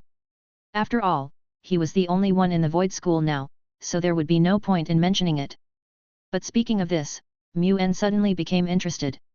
Since this has just been mentioned, I would like to ask you, the Supreme Mage, about the use of energy. After all, you know that my use of energy is very crude. These words won Guyi's approval. Mu-En's use of energy was indeed very rough. With the same energy, she might be able to affect a mountain, while Mu-En could probably only affect a small hill. Since Mu-En was willing to learn, Ancient One did not refuse. Anyway, it did not involve the core of Kamar-Taj, so some of the use of energy could still be taught. It has to be said that as the supreme sorcerer who fought against countless dimensions, Ancient One's use of energy was meticulous. In comparison, Mu-En's use of energy can only be said to be at the entry level, and a large amount of energy is wasted every time it is used. His wasteful use of energy made Guyi frown uncontrollably, and Mu-En's use of energy opened her eyes. If energy is paint, then the energy in Ancient One's hand is like a paintbrush, sketching on the drawing, allowing the drawing to gradually be filled with paint and turn into a beautiful painting. Mu-En simply poured the paint bucket out and filled the drawing directly. No matter what the drawing became, at least it was filled up. It was a method of using force to overcome cleverness. Maybe you should start practicing from the beginning. After giving Mu-En a suggestion, Guyi raised his hand and clenched it lightly. Several magic circles of different sizes appeared instantly, each of which looked extremely delicate. You can try this and use energy to construct a sophisticated magic circle. Looking at the magic circle that appeared in Ancient One's hand, Mu-En stretched out his hand and moved it slightly, and a similar magic circle appeared on his arm. However, compared to the exquisite magic circle of Ancient One, the one on Mu-En's arm seemed a bit rough, and it looked like ink written on paper was smudged by water. What effect does this magic circle have? It has no effect, it's just an auxiliary spell. Ancient One replied calmly. Since it was a practice, he naturally wouldn't use offensive spells. Although this auxiliary spell had no effect, it was perfect for practicing the use of energy. However, this is not what the mages of Kamar-Taj practice. As long as they are trained through the portal, they will be able to use energy well. After all, not everyone is like Mu-En, who can use various spells by force with huge energy. Thanks to Mu-En's efforts, the magic circle on his arm gradually became clearer and no longer as blurry as before. This is already the limit. This was his first time to perform such delicate energy manipulation. Although he was still some distance away from Ancient One, his use of energy had indeed reached a higher level. He also gained a new understanding of the use of void energy. Through the sophisticated manipulation of void energy, he could do things that were impossible in the past. With void energy filling his whole body, Mu-En's body gradually floated up from the ground and suspended in the air. I didn't expect there would be an unexpected surprise.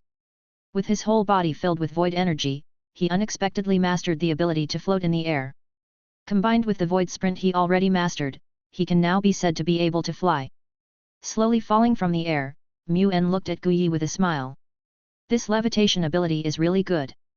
Being able to fly independently in the air was something Mu-En had never thought of. In the past, he could use the void sprint to move quickly in the air, but once he stopped, he would fall from the air. But now, he can combine these two abilities to allow himself to fly freely in the air. Even if he does not use Titania Phantom Butterfly Fairy, he can still fly freely in the air. Thank you for your advice. I will practice more when I get back. After staying in Kamar-Taj for a while, Moon said goodbye to Ancient One and flew to New York on the spaceship. He had to sort out his gains from the past few days, especially in terms of energy utilization. He felt that he could accelerate his mastery of the Vezarin school by continuously refining his use of energy. Having returned to New York for several days, Moon has been immersed in the meticulous use of energy. Now the magic circle on his arm has become very clear, which has greatly improved his use of void energy. However, he still couldn't easily construct a clear magic circle like Ancient One. Now he was practicing this aspect so that he could easily control the energy in the most delicate way. Jarvis, Hasn't that guy Muen come out yet? Tony, who was designing new weapons and equipment, asked Jarvis while lying in a chair. Muen suddenly disappeared for a while before, but after he came back, he locked himself in the room and no one knew what he was doing. I'm sorry, Mr. Moon didn't leave the room. Jarvis' answer was as expected. Tony lay on the chair, pushed his feet hard, and the chair started to turn with him. Is this guy stimulated by something? Tony didn't understand why Moon suddenly seemed to have changed his personality and kept locking himself in the room. He got up from the chair, picked up the blueberries on the table and put them into his mouth, then walked towards Muen's room while eating. Dong dong dong. Are you okay? Did my nanosuit irritate you? Tony simply can't put down the nano battle suit, which allows him to transform into Iron Man at any time and enter the battle at any time. Chapter 141. Scrap Recycling Tony. So you knocked on the door just to show off your handicap aid. Muen opened the door and looked at Tony. Why didn't this guy design his equipment? Why did he look for him? Of course not. I'm just curious about what you do when you lock yourself in your room every day. He was indeed a little curious, especially about Muen's armor. He really wanted to know who made the armor for Muen. His own father Howard? This idea did appear in his mind, but he quickly rejected it. If his father could create such powerful armor, he would definitely leave behind the design drawings in this regard. Moreover, the technology from more than a decade ago was not comparable to the current technology. If the technology at that time had reached this level, wouldn't it be a technological regression now? But if it was someone else, he felt it was unlikely. After all, he was the top scientist, and even he couldn't make that kind of armor. Could those scientists from more than 10 years ago really do it? Oh, that's what you're asking. See for yourself. Muen opened the door, revealing the interior of the room. At this time, the whole room was filled with a large number of rusty equipment, and the styles of these equipments were like the equipment popular in Europe hundreds of years ago. Are you interested in the Renaissance? Where did you get all these antiques? He picked up a rusty dagger from the ground, waved it a few times and threw it back to the ground. The Renaissance? These things didn't come from that time. Picking up a shield from the ground, Muen pointed to the clover-like pattern in the center of the shield and said, "Does this thing look familiar?" Tony, who hadn't paid much attention just now, finally saw it clearly under Muen's guidance. With a stunned expression, he picked up a rusty equipment from the ground. After searching carefully, he soon saw a familiar pattern in front of him. Isn't this the pattern on the hammer god's hammer? Ha, see? These are all shipped from Asgard. You went to Asgard? Tony suddenly realized. No wonder Moon disappeared for a while, it turned out that he went to Asgard. But why did Asgard invite Moon? Full of doubts, Tony looked at Muen, waiting for his answer. How can I go to Asgard if I don't have the Rainbow Bridge? This was sent from Asgard. Sent from Asgard, Thor doesn't owe Moon anything, so why would he send him the scrapped equipment? Just as I was about to ask, I heard Muen say. Don't ask me where they came from. You can do with them as you please. He has already finished extracting the energy from these equipments, and 7 essences have appeared in his hands. Together with the remaining 7, the number of essences in his hands has once again exceeded double digits, reaching 14. Leave it to me? What do I need this scrap metal for? Tony was a little puzzled. He was not an antique lover. To him, these things were all scrap metal. These are all Asgard's equipment. Don't forget where the destroyer came from. Now Tony also realized that these metals from Asgard might have some special functions. Although it may not be as good as the destroyer, it is estimated to be much more powerful than other metals on Earth. Speaking of which, the equipment carried by Thor's friends is very good. Even if these things can't compare to those equipment, they probably won't be much different. Thinking of this, Tony became instantly excited. He might be able to use these metal materials to manufacture some equipment. The destroyer wreckage and vibranium alloys are limited in quantity and will of course be used in the most critical places, but these metals are different. Their quantities are huge and can be used to make some special equipment. Jarvis, send all the scrap weapons here to the furnace. Wait, there's another thing, you should deal with it as well. Muen stopped him. He extracted not only these equipments, but also the clipper ship that Odin gave him. It is now at the dock outside Tony's mansion. Taking Tony to the dock, among the various yachts, a grey and silver sailboat appeared in Tony's eyes. Where did this ship come from? Are these wings meant to take off into the sky? Any questions? This is a real spaceship, also from Asgard. Tony felt that he might need some time to digest Moon's words. He didn't understand how such a broken ship could fly in the sky. Seeing Tony's incredulous look, Moon laughed. Ha, don't be so surprised. This ship may look simple, but it is indeed an Asgardian ship. Well, at least it can fly in Asgard. Fortunately, Tony had met Thor, Sif, and others, and even fought alongside them. He had a certain understanding of Asgard. He could still accept the fact that it was just a flying ship. After all, in his eyes, technology is everything. As long as the technology is powerful enough, let alone a sailboat, even a wheelchair can be used as a spaceship to travel freely in the universe. By the way, you said this is an Asgard ship. Will there be Asgard technology on it? As he said that, Tony couldn't wait to board the sailboat and inspect it. But the result disappointed him a little. Except for the pair of wings, this sailboat was almost the same as an ordinary sailboat. After a careful inspection on the ship, he finally found some strange energy circuits on the wings and rudder. These energy circuits are what allow this sailboat to fly, right? In his opinion, Asgard's technology is completely different from that of the Earth, just like the Einstein-Rosen bridge he mentioned and the Rainbow Bridge mentioned by Thor, although they mean the same thing.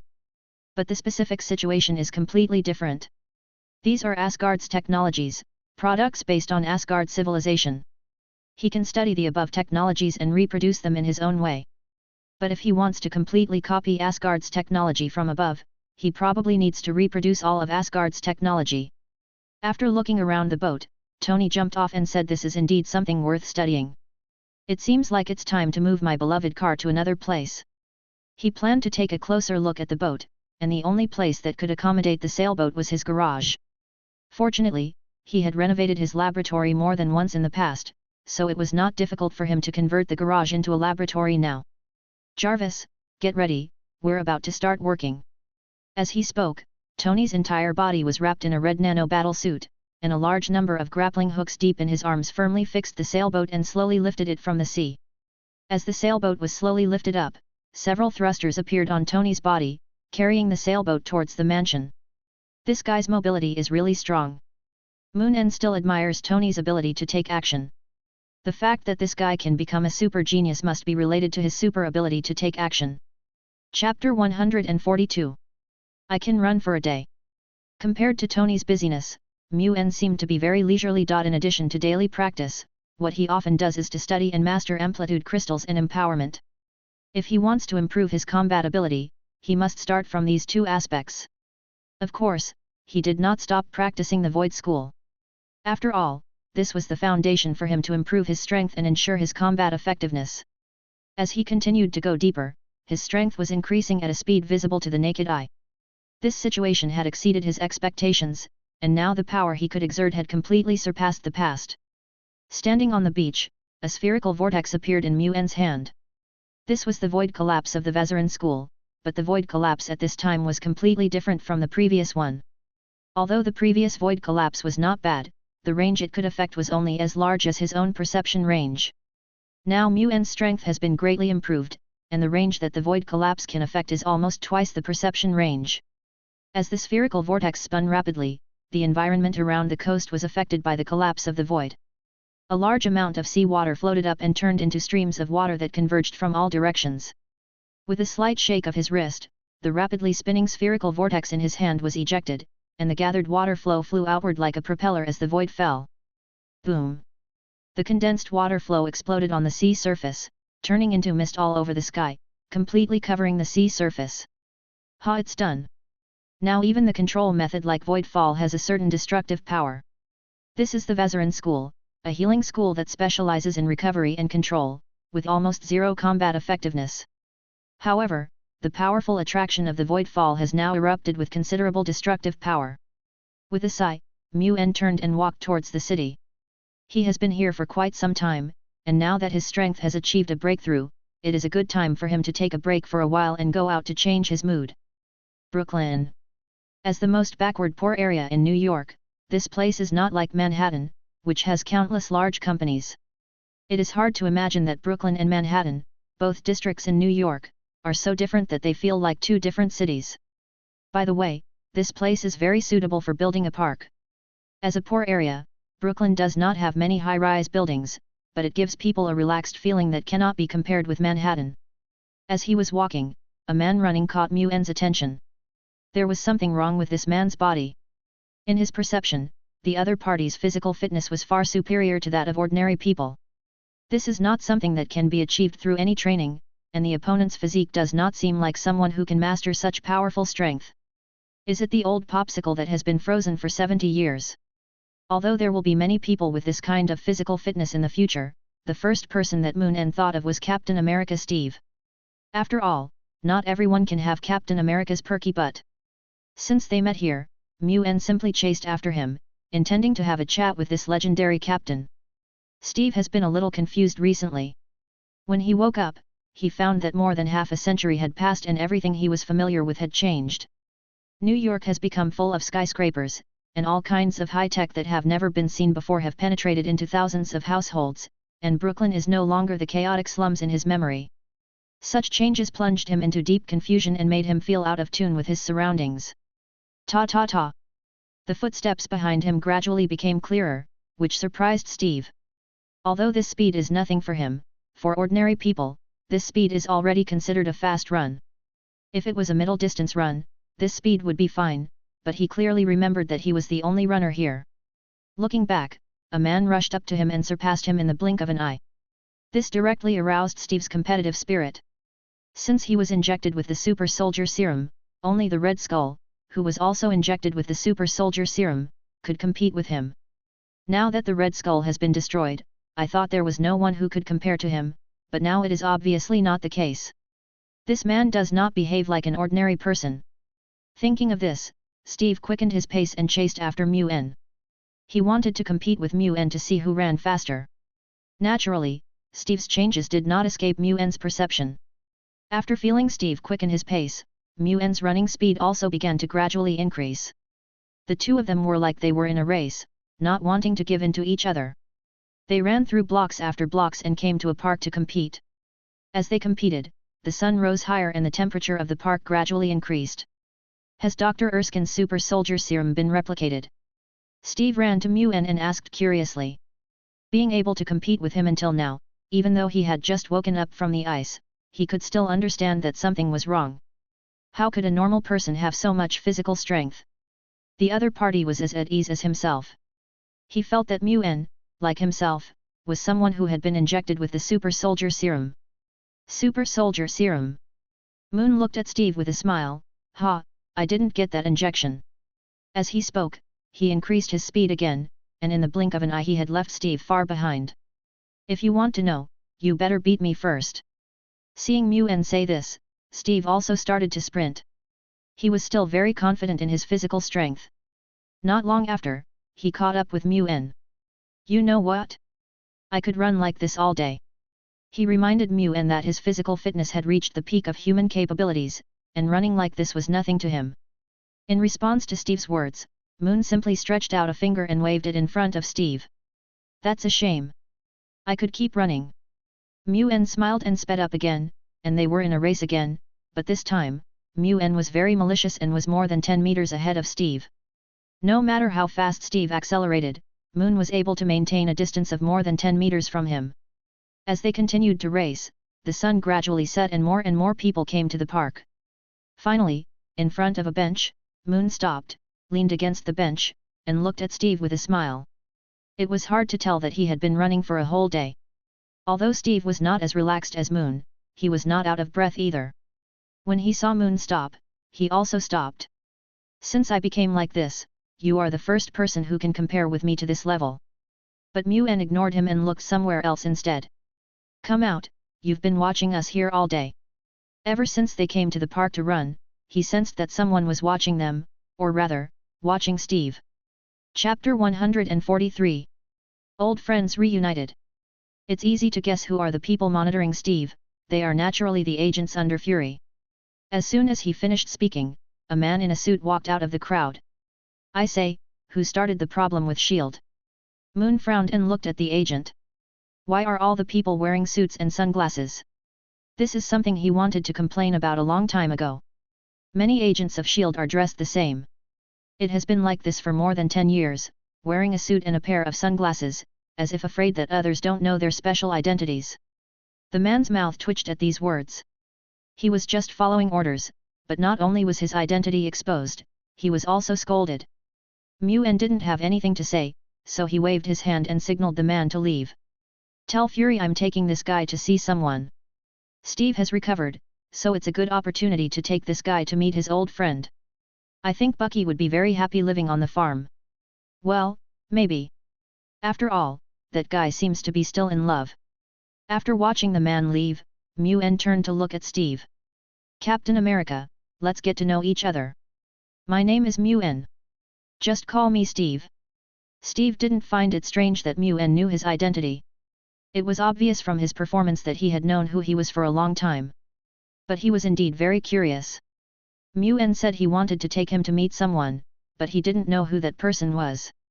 After all, everyone he knew was old, so if it was an old friend, it would be a happy event. And over there with the S.H.I.E.L.D. agent, he was talking to Fury.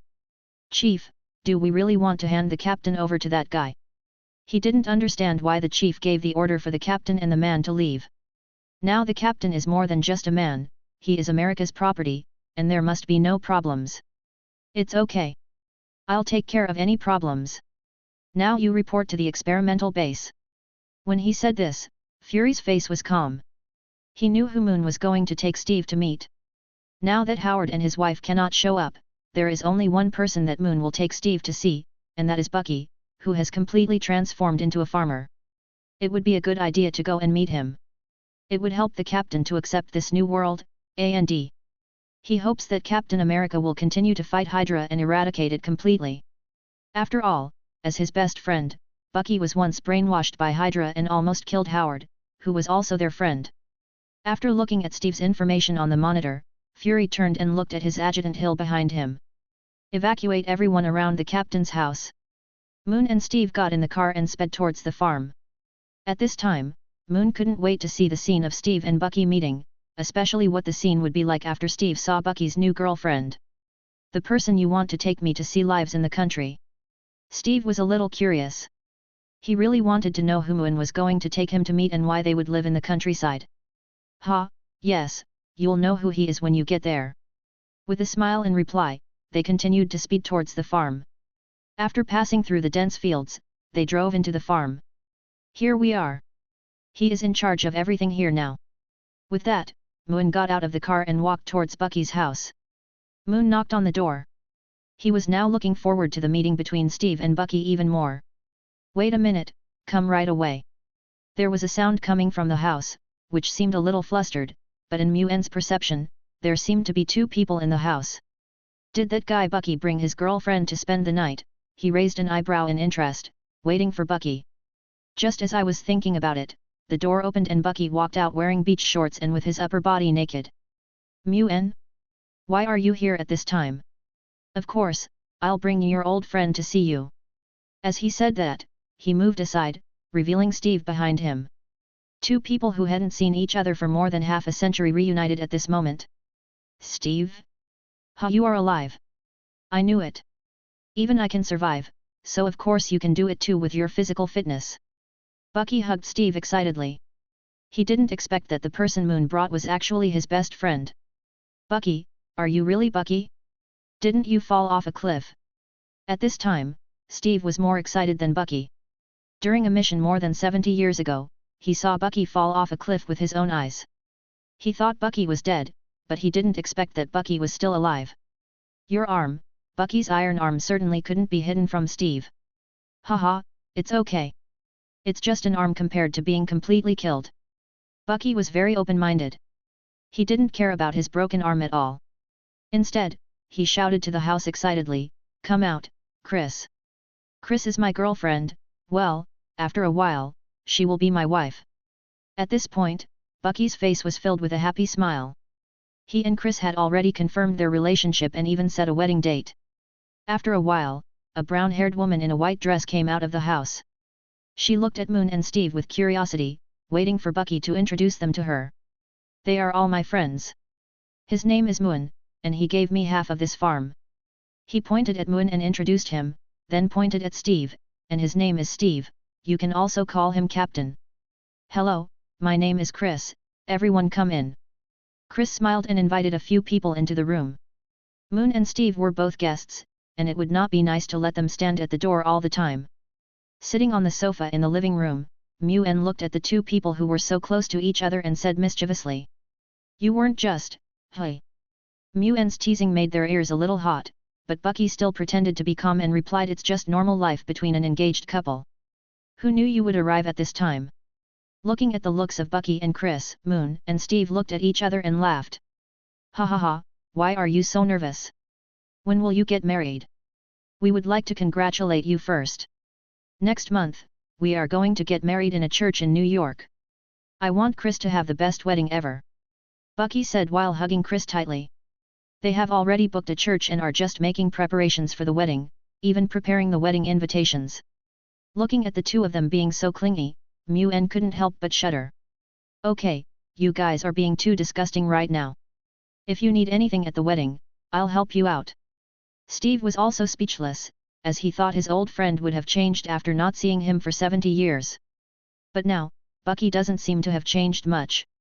Apart from that arm, the only change is that he has become loyal and is no longer a social butterfly like before. This may be the change that Chris made him undergo. Chapter 144. Preparing for the wedding. The news of Bucky's marriage soon spread to everyone. Even Tony, who was immersed in his research, was shocked by the news. Although he knew that Bucky was in a relationship before, he didn't expect that Bucky would get married so soon. Tony was unusually serious about this good friend of his father, the man who had been guarding the farm for more than 10 years, and gave his sincere blessings to Bucky and Chris. He even asked Pepper, with whom he had already confirmed his relationship, to cover all expenses for Bucky and Chris's wedding, making the wedding even more memorable. With everyone busy, Bucky's wedding became more luxurious, and Chris was dazzled by countless luxurious decorations. She was just an ordinary woman who ran a flower shop. The most expensive jewelry she had ever seen was only from luxury stores. All the jewelry in front of her were designed by the world's top jewelers, and each one is unique. Faced with these luxurious jewels, she hesitated to buy them, fearing that she would accidentally damage these luxurious accessories. Don't be so careful, these jewels are very sturdy. Pepper smiled and picked up a diamond-studded necklace and put it on Chrissy. As expected, with the embellishment of jewelry, you become more beautiful. But Chris's body was stiff, she didn't dare to move at all, she was very careful for fear of damaging the luxurious necklace. Haha, don't be so reserved. These all belong to you. Pepper said with a smile. She understood why Chrissy was so careful, but these were gifts for Chrissy and Bucky. With Pepper's persuasion, Chris finally relaxed. Although she was still cautious, she cherished her jewelry. Compared to the situation on the women's side, the men's side was extremely lively. After nearly a month of preparation, the wedding venue and everything had been prepared, and the men were gathering together to eat barbecue. Another one. Tony sat next to Moon and said, how many of my father's friends do you think will come back to life? Bucky is one, and Steve is another.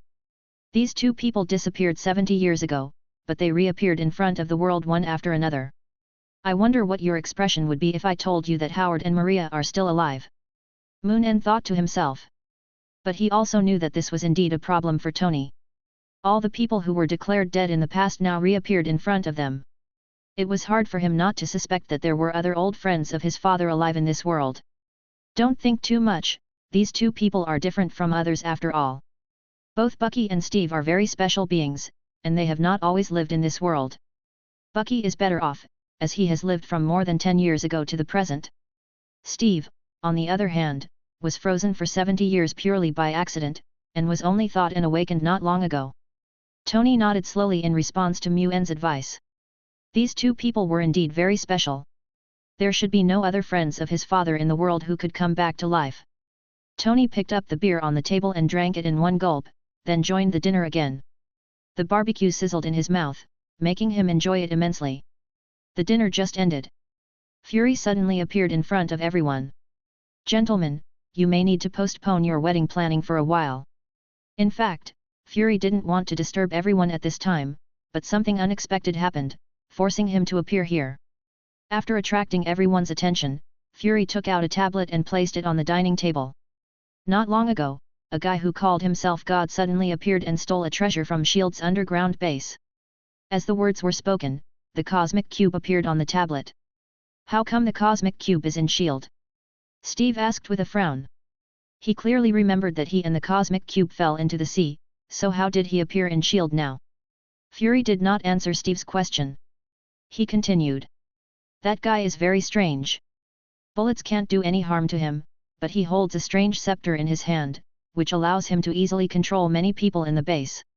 When Fury talked about God, Muen had already guessed what was happening. He waited for so long, and finally Loki came. He was determined to get the scepter of mind. So, you screwed up? Are you here for us to save you? Leaning back in his chair, Muen asked with a smile. He knew very well what Professor Xavier was recruited to S.H.I.E.L.D. for. At this point in time, Xavier should be preparing to create a sufficiently stable portal under Loki's instructions. Fury looked at Muen helplessly and said, "We just found out that the enemy appeared in Europe, so I hope you can subdue him, or at least bring back the cosmic cube. There must not be any accidents happening to the cosmic cube. If the cosmic cube is obtained by someone with evil intentions, it will definitely trigger another world war." This is not just Fury's idea, but also what Steve thinks. He was well aware of the horror of the cosmic cube. 70 years ago, the Red Skull used the energy of the cosmic cube to create countless powerful energy weapons. If it weren't for the shield Howard built for him, he might have been destroyed by the energy weapon. Sorry, Buggy, I have to go. You know the dangers of the cosmic cube being misused. It's okay, as long as you can make it back for the wedding tomorrow. As the protagonist of the wedding, Bucky naturally couldn't accompany Steve, but he still hoped that Steve could attend his wedding. Don't worry, I will definitely be there at your wedding. After that, Steve stood up and walked towards Fury. Tony shrugged and stood up to set off together. Let me go and have a look too. He was very interested in the cosmic cube and the scepter. These equipment containing special energies were always particularly attractive. Seeing Fury looking over, Muen waved his hand and refused. I won't go, the two of them are enough. He knew all too well what was in Loki's mind. This power-seeking evil god will not resist capture at all, and he prefers to disintegrate his opponents from within. However, Muen will not let his plan succeed, he is determined to get the scepter of mind.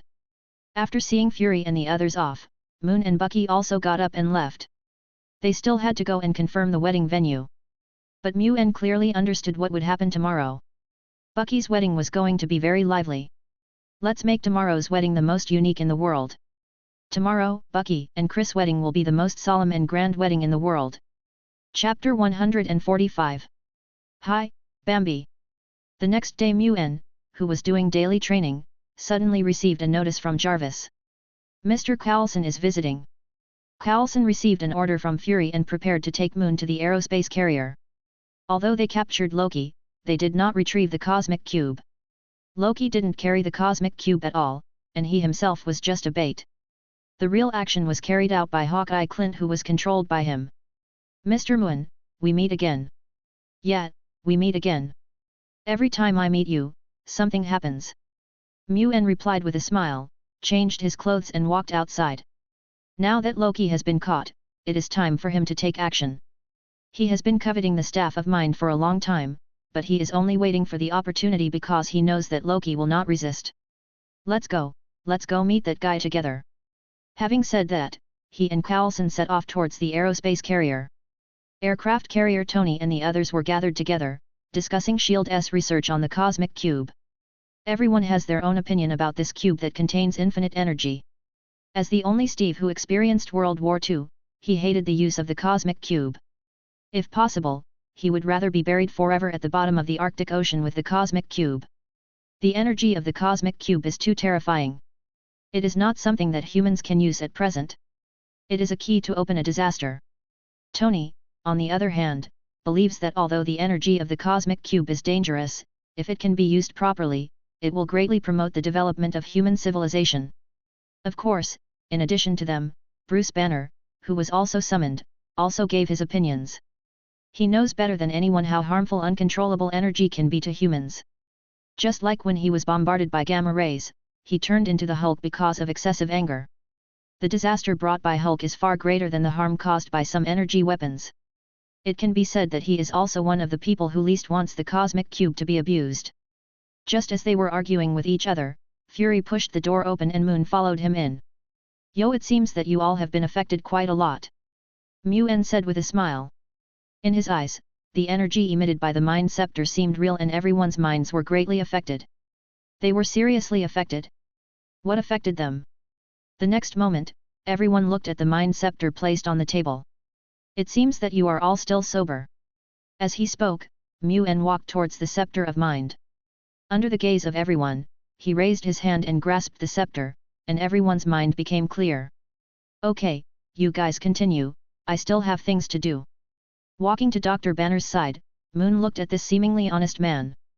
As a representative of power-type superheroes, Hulk is a very powerful existence. Dr. Banner, hey? That green baby in your body seems a little uneasy. Smiling and patting Bruce's shoulder, Moon walked outside with the scepter in hand. He had to meet this god of trickery. After all, the purple potato head who sent him to Earth was eyeing the Earth covetously. He quickly shuttled through the aerospace carrier. With his super perception, he knew how to get around better than any of the staff on the aerospace carrier. Soon he arrived at the prison where Loki was held. Hi, Bambi, we meet again. Mu-En stood outside the prison and greeted Loki who was imprisoned inside. This prison was specially built by Fury in order to prevent powerful super-powered people from breaking out of the prison. His words made Loki's face turn cold in prison. When he was in Europe, Tony had mocked him like this. Now this guy actually mocked him like this. Looking at Mu-En with cold eyes, Loki was slightly stunned after seeing Mu-En's appearance. He knew Mu-En. He had come to Earth when Thor was expelled, and Mu-En was guarding Mjolnir at that time. But Mu-En should not have been able to see me at that time, so how come we meet again now? While he was puzzled, Mu-En smiled and knocked on the prison glass. You didn't think I couldn't see you, did you? I saw you trying to mention Mjolnir clearly. Now, Loki understood that Mun had indeed seen him at that time, and that look was indeed directed at him, not at Mjolnir as he had guessed. Since you saw me then, why didn't you tell them? Loki stood up and walked in front of Mu-En with a faint smile on his face. Why should I tell you? Can't I just watch you perform alone? As he spoke, Mu-En took out the Mind Scepter and knocked on the prison glass a few times. You seem to have tampered with this scepter. Tony and the others almost started a war. Let me think about it. What do you want to do? Walking back and forth around the prison, Mu-En said with a smile. Are you waiting for Tony and the others to be wary of each other, and then waiting for Clint to rescue you? After saying that, Moon raised his eyebrows and said, Ha, your subordinates are here.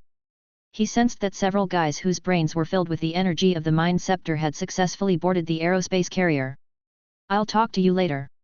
After saying that, he turned and walked outside, but his back made Loki, who was originally confident, become uneasy. What the hell is wrong with that guy? As the god of trickery, Loki has a very flexible mind and can always think of many problems. But now he couldn't figure out how Mu-En did it. It was as if the other party could read his mind and guess the whole plan exactly. This made him a little nervous. He didn't want his plan to fail. After all, this was a matter concerning a big shot in the universe. That person's power is even greater than Asgard's, and he has even destroyed countless planets. He doesn't want Asgard to follow in his footsteps. I hope you won't meddle in other people's business. If you anger that person, the Earth will be slaughtered by him. Looking at Mu-En's gradually disappearing back, Loki sat back down. Moon came to the command room of the aerospace carrier. Fury and his adjutant were standing in the command room, ready to give orders at any time. Swoosh, a barely perceptible sound was heard, and a special arrow flew towards the computer. Snapped. The arrow flew halfway and was tightly grasped by a hand. Mu-En looked at Fury. That's how you become the director. You didn't even know that the enemy had boarded the aerospace carrier. As soon as he finished speaking, several fully armed soldiers walked out from the darkness, aimed their guns at the crowd and pulled the trigger. Da-da-da. Void fall. The moment the gunshot rang out, a vortex appeared in front of Mu-En, and the soldiers and the bullets were all pulled by the powerful force of the vortex. Fury, your archer is back. The void energy at the fingertips spread instantly, and the energy of the mind gems on Clint and others disappeared instantly, and they all woke up. The original mission of rescuing Loki and disrupting S.H.I.E.L.D. has now completely failed.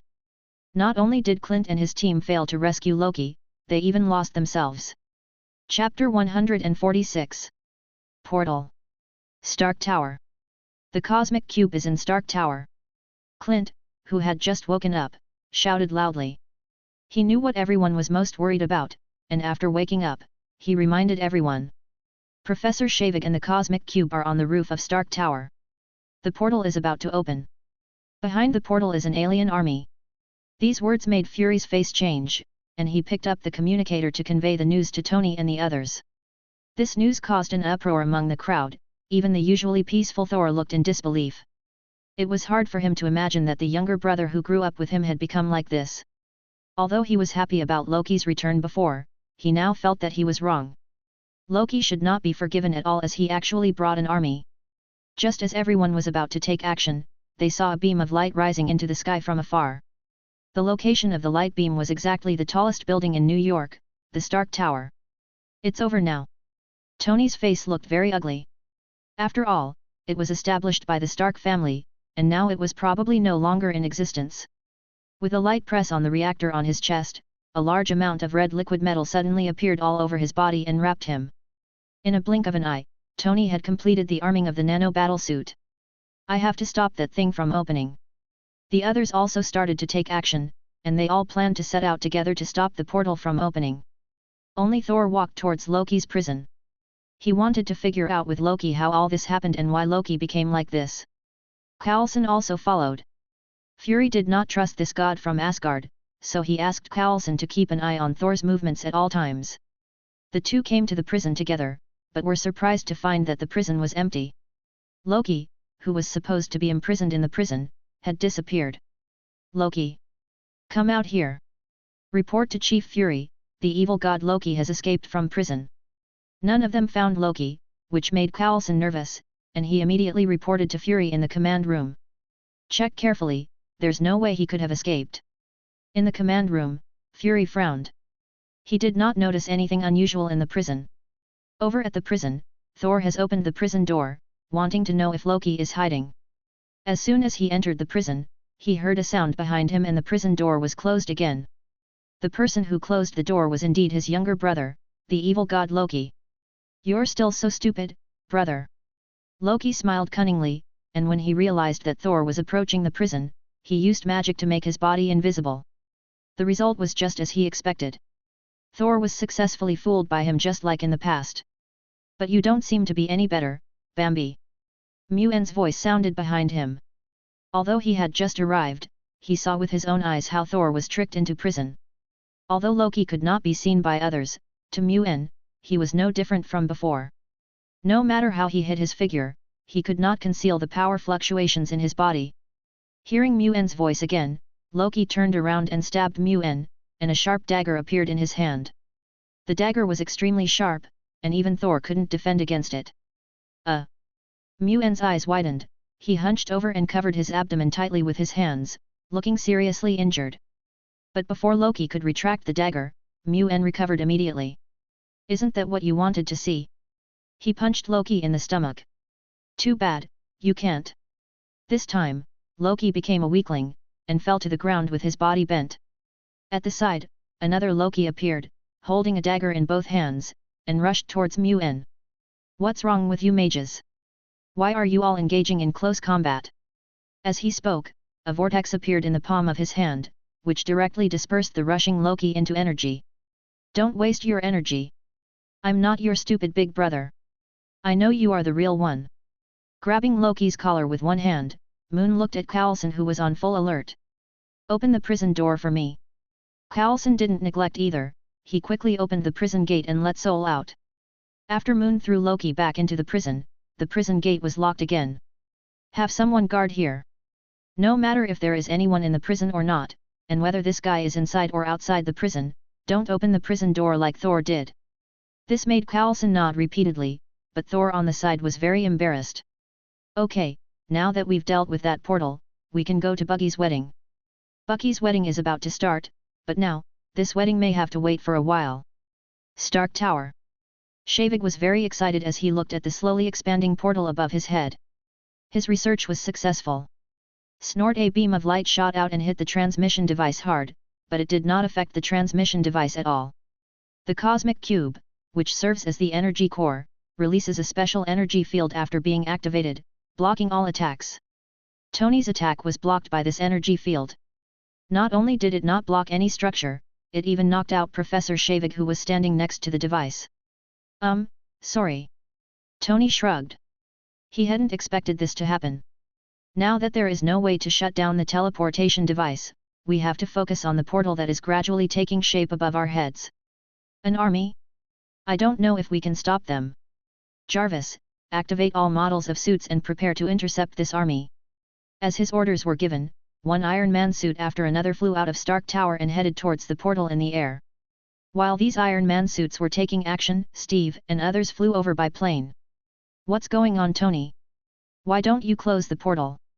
Steve asked. He felt a little strange. Since Tony had already rushed back, why didn't he close the portal, but instead sent out so many Iron Man suits? That thing is wrapped in a special energy field. I can't turn it off. Tony's helpless voice came from the communicator. He wanted to shut down the transmission device, but his attack couldn't even break through the energy field. How could he shut it down? I think everyone should prepare for the battle. It's a pity that Bucky's wedding will not be held. They were busy for a whole month, and now that Bucky was about to get married, they had to go fight against these alien armies. This made Steve fall silent. Today was obviously his best brother's wedding day, but not only could they not attend, they might even have to ruin the wedding. Zi, why didn't I realize before? Zi was so difficult to take care of. Bucky's voice was heard on the communication channel. He and Chris also noticed the abnormality in the sky. Tony had already sent out so many Iron Man suits, and it was obvious that something very serious had happened. Chapter 147, Chirita Invasion. After discussing with Chris, they decided to postpone the wedding, and he had already started to arm himself, ready to join the battle. Bucky. Steve frowned and said, leave this to us. You and Chrissy leave here. Ha, Steve, don't forget that I'm also a member of the Howling Commandos. Let's treat today as our first battle after our reunion. At this time, Bucky had finished arming himself. After kissing Chris, who was wearing a wedding dress, he hurried towards the portal.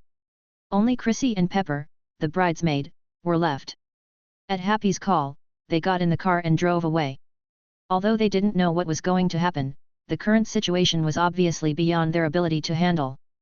The most urgent thing for them was to take care of their own safety first. The portal in the sky grew bigger and bigger, attracting countless people in the city to stop and look. They didn't know clearly what this huge portal was used for. They could only vaguely see countless iron armors in the air standing ready, as if they were guarding against something behind the portal. Hum! With a sound, a number of aircraft like motorboats rushed out of the portal, and even a creature larger than a whale flew out of the portal. Boom boom boom! The moment these aircraft rushed out, they launched an attack on the ground. Blue energy shot out from them, bombarding the ground like cannonballs. Let's go together. Following Steve's order, everyone took action. Tony and his iron suits aimed at the alien creatures. Beams of light were released to attack the alien soldiers. These alien soldiers are the Cheetor soldiers under Thanos. They are like locusts, and they will destroy everything without mercy wherever they go. This time, Thanos assigned Loki to attack the Earth, and the Chitauri are the super army that helps Loki conquer the Earth. Clang! Clang, clang, the shield in Steve's hand kept bouncing, and each bounce could knock down a Cheetah soldier. Everyone, spread out and rescue the citizens first. Tony, try to attract as much fire as possible. We have to drag them to the nearby blocks. As he spoke, Steve knocked down another Chirita who had just landed, and turned to look at Banner behind him. Dr. Banner, we need your anger. That big guy is in your hands. Now everyone has become very busy. Tony not only needs to block the portal, but also needs to attract the firepower of the Cheetah people. He has no spare energy to pay attention to the creature that is bigger than a whale. Haha, leave it to me, Hulk is always angry. As he spoke, Dr. Banner's body quickly grew larger, his entire body turned green, and his clothes were torn apart. Only his pants could barely cover his body. Apparently, Dr. Banner bought a pair of extremely elastic pants to prevent himself from being naked after transforming. Hulk was very excited after completing his transformation. This was the first time he heard everyone asking him to cause destruction. Even the smart Dr. Banner in his body did not object to his use of violence. Roar Hulk roared and exerted force with his legs. The ground instantly caved in under his huge force, and he was shot towards the huge monster in the air like a cannonball. Hulk, smash! Hulk punched the monster hard, and the huge monster wandering in the air was stopped by his punch. Boom, boom, boom, Hulk punched the biological spaceship one after another. The thick armor on the biological spaceship was constantly broken under his heavy punches, revealing the flesh and blood under the armor. Seeing that Hulk had already started to deal with the biological spaceship, Steve turned to look at the Cheetah soldiers around him. Steve suddenly threw his shield out, using it as a cover to defend himself while destroying these alien invaders. Da-da-da! A series of gunshots rang out from behind him. When he turned around, he saw a Cheetah soldier lying on the ground.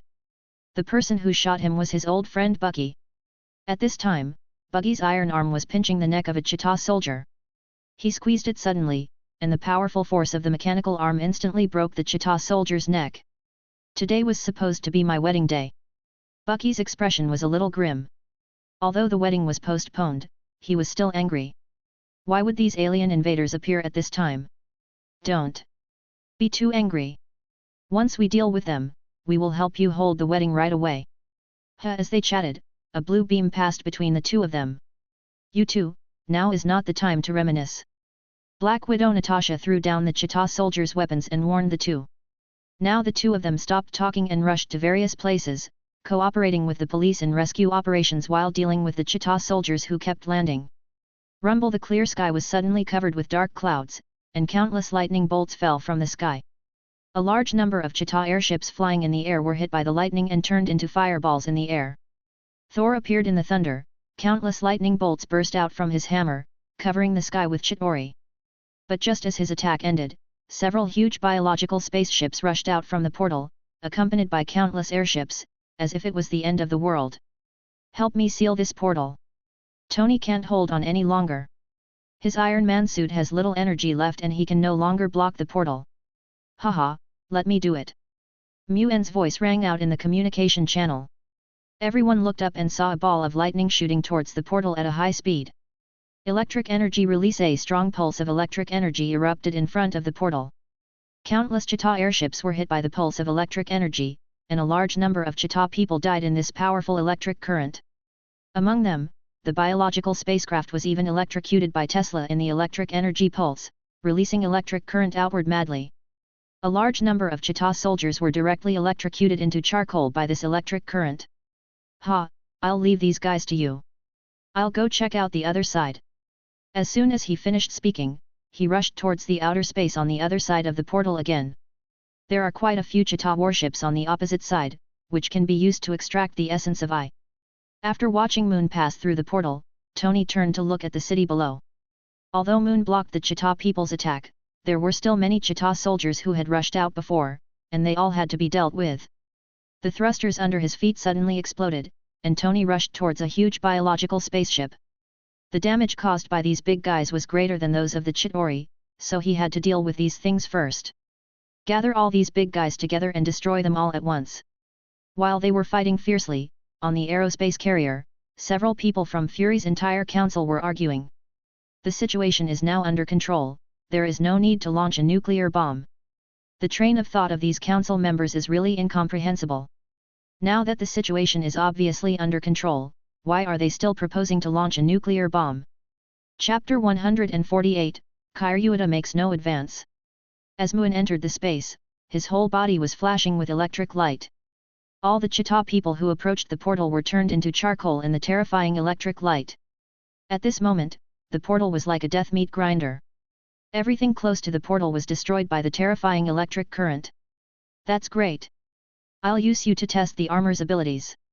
Thinking in his mind, Muen shot out a terrifying electric current from his hand, shooting towards the Cheetah people who were rushing towards him. Electric shock. A powerful electric current burst out and fell into the attacking Cheetah soldiers. Maintained by Muen, the electric current bounced back and forth among the Cheetah soldiers, wiping out a large number of them in an instant. The Cheetah army that was constantly ejecting electric currents directly turned into a sea of thunder, completely covering the surroundings. Such an attack stunned the Chitauri commanders. As Thanos' vanguards, they had seen powerful opponents before. But the enemy in front of him was able to block the Chita army outside the portal by himself. Send in the giant monster to take care of that guy. Following the commander's order, a biological spaceship flew out, with more than a dozen tall monsters standing on its back. As the backbone of the Chita people, they were naturally not as weak as the cannon fodder on the airships. Just like their name, giant monsters, they possess extremely strong power and strong resistance to energy attacks, which allows them to easily break through the defenses of powerful enemies when facing them. This unique biological spaceship was naturally noticed by Mu-En. Since the Chita people sent out these guys, it means that the bodies of these huge monsters are much more special than those of the Chita soldiers, and at least they can resist energy attacks. However, this did not worry Mu-En. Whether it was the Chita soldiers or the huge monsters, they were all easily destroyable by him. If he had not wanted to board the Chirita warship, he would have closed the portal with his mind scepter. Oh, that's convenient for me. Electricity was madly surrounding his body, and he seemed to have turned into thunder, releasing his own light in the universe. The moment the biological spaceship flew over, the electric current in Mu-En's body spread out instantly. Electric energy release. A spherical electric energy pulse spread out from his body. The dazzling light seemed to be substantial, turning all the places swept by the electric energy pulse into Tesla electric circles. Let them become automatic electric shock devices, surrounded by electric current, and continuously attack the surroundings. This attack turned the area around the portal into a lightning field. Anyone who entered this field would be attacked crazily by electric current. Even a piece of debris floating in the universe would be turned into dust by countless electric current attacks.